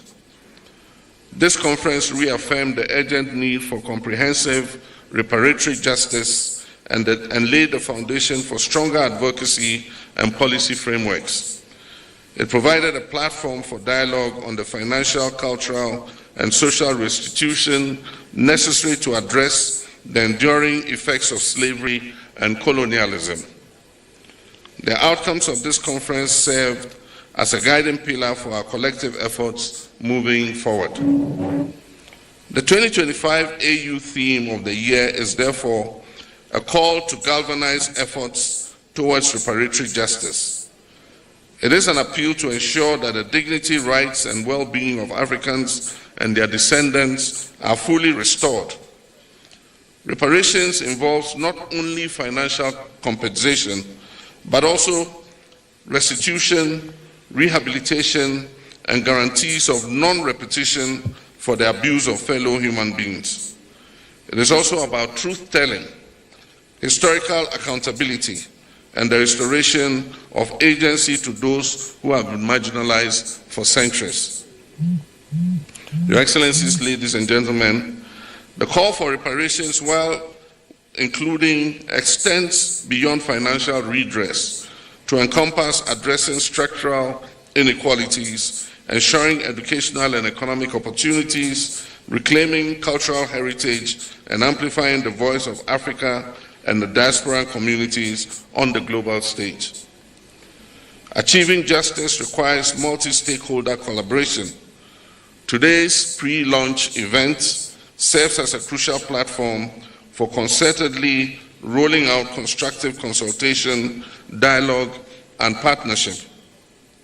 We welcome the participation of AU member states, regional economic communities, the global African diaspora, civil society organizations, academia, the private sector, and international partners in this transformative endeavor. The African Union Commission, in collaboration with key partners, have developed the concept note and revised the roadmap to guide the implementation of the reparations agenda. This initiative will further the aspirations of Agenda 2063, fostering an Africa that is self-reliant, just, and inclusive. Through this launch, we seek to, among other things, mobilize political will and commitment towards reparatory justice and racial healing, present and discuss the roadmap for implementing the 2025 theme of the year, foster partnerships among AU member states, diaspora communities, and like-minded international allies, engage stakeholders in resource mobilization efforts to support reparations initiatives across Africa, elevate awareness and advocacy to ensure sustained engagement beyond 2025, encourage dialogue and knowledge sharing among experts, policymakers, historians, and affected communities, and finally, to ensure an end to the culture of silence and denial on racism and colonialism. Your Excellency, the work ahead requires a unified voice, a clear strategy, and unyielding commitment. Today, we reaffirm our commitment to working together to develop policies and frameworks that will support reparation efforts across Africa and beyond. We must continue to advocate for stronger legal and institutional mechanisms at the national, regional, and international levels to ensure that reparatory justice for the historical trauma inflicted on global Africa is not just a conversation, but a reality. Your Excellencies, ladies and gentlemen, to conclude, I wish to express Ghana's unwavering support for this critical initiative. Let us seize this moment with the determination it deserves as we work together towards a future that is fair, that is just, and equitable for all Africans and people of African descent, and by natural extension, the uplifting of all humanity. I thank you.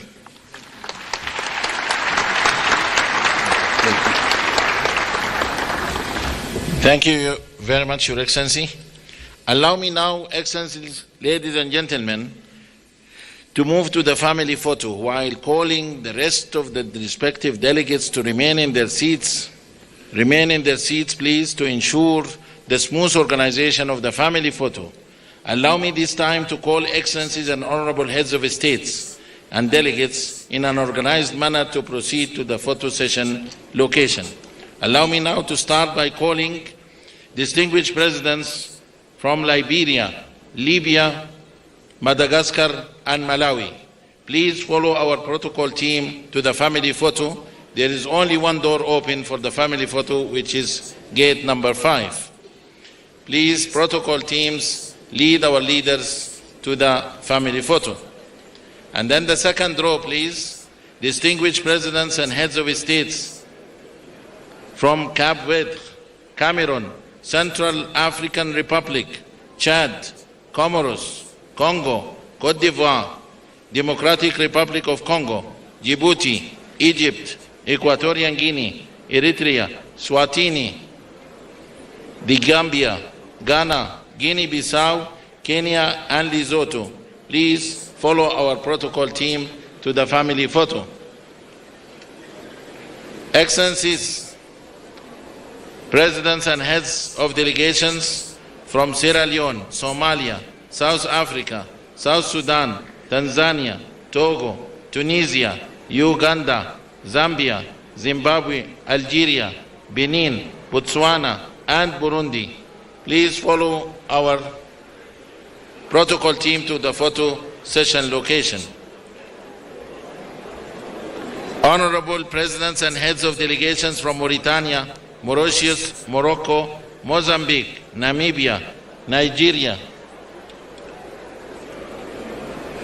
Rwanda, Sahrawi Republic, Sao Tome and Principe, Senegal, Seychelles, please follow our protocol team.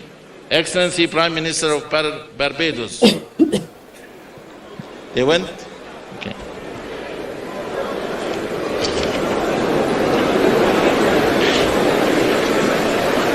Okay, with that, I thank you all for your time and I wish you fruitful deliberations. They didn't wait.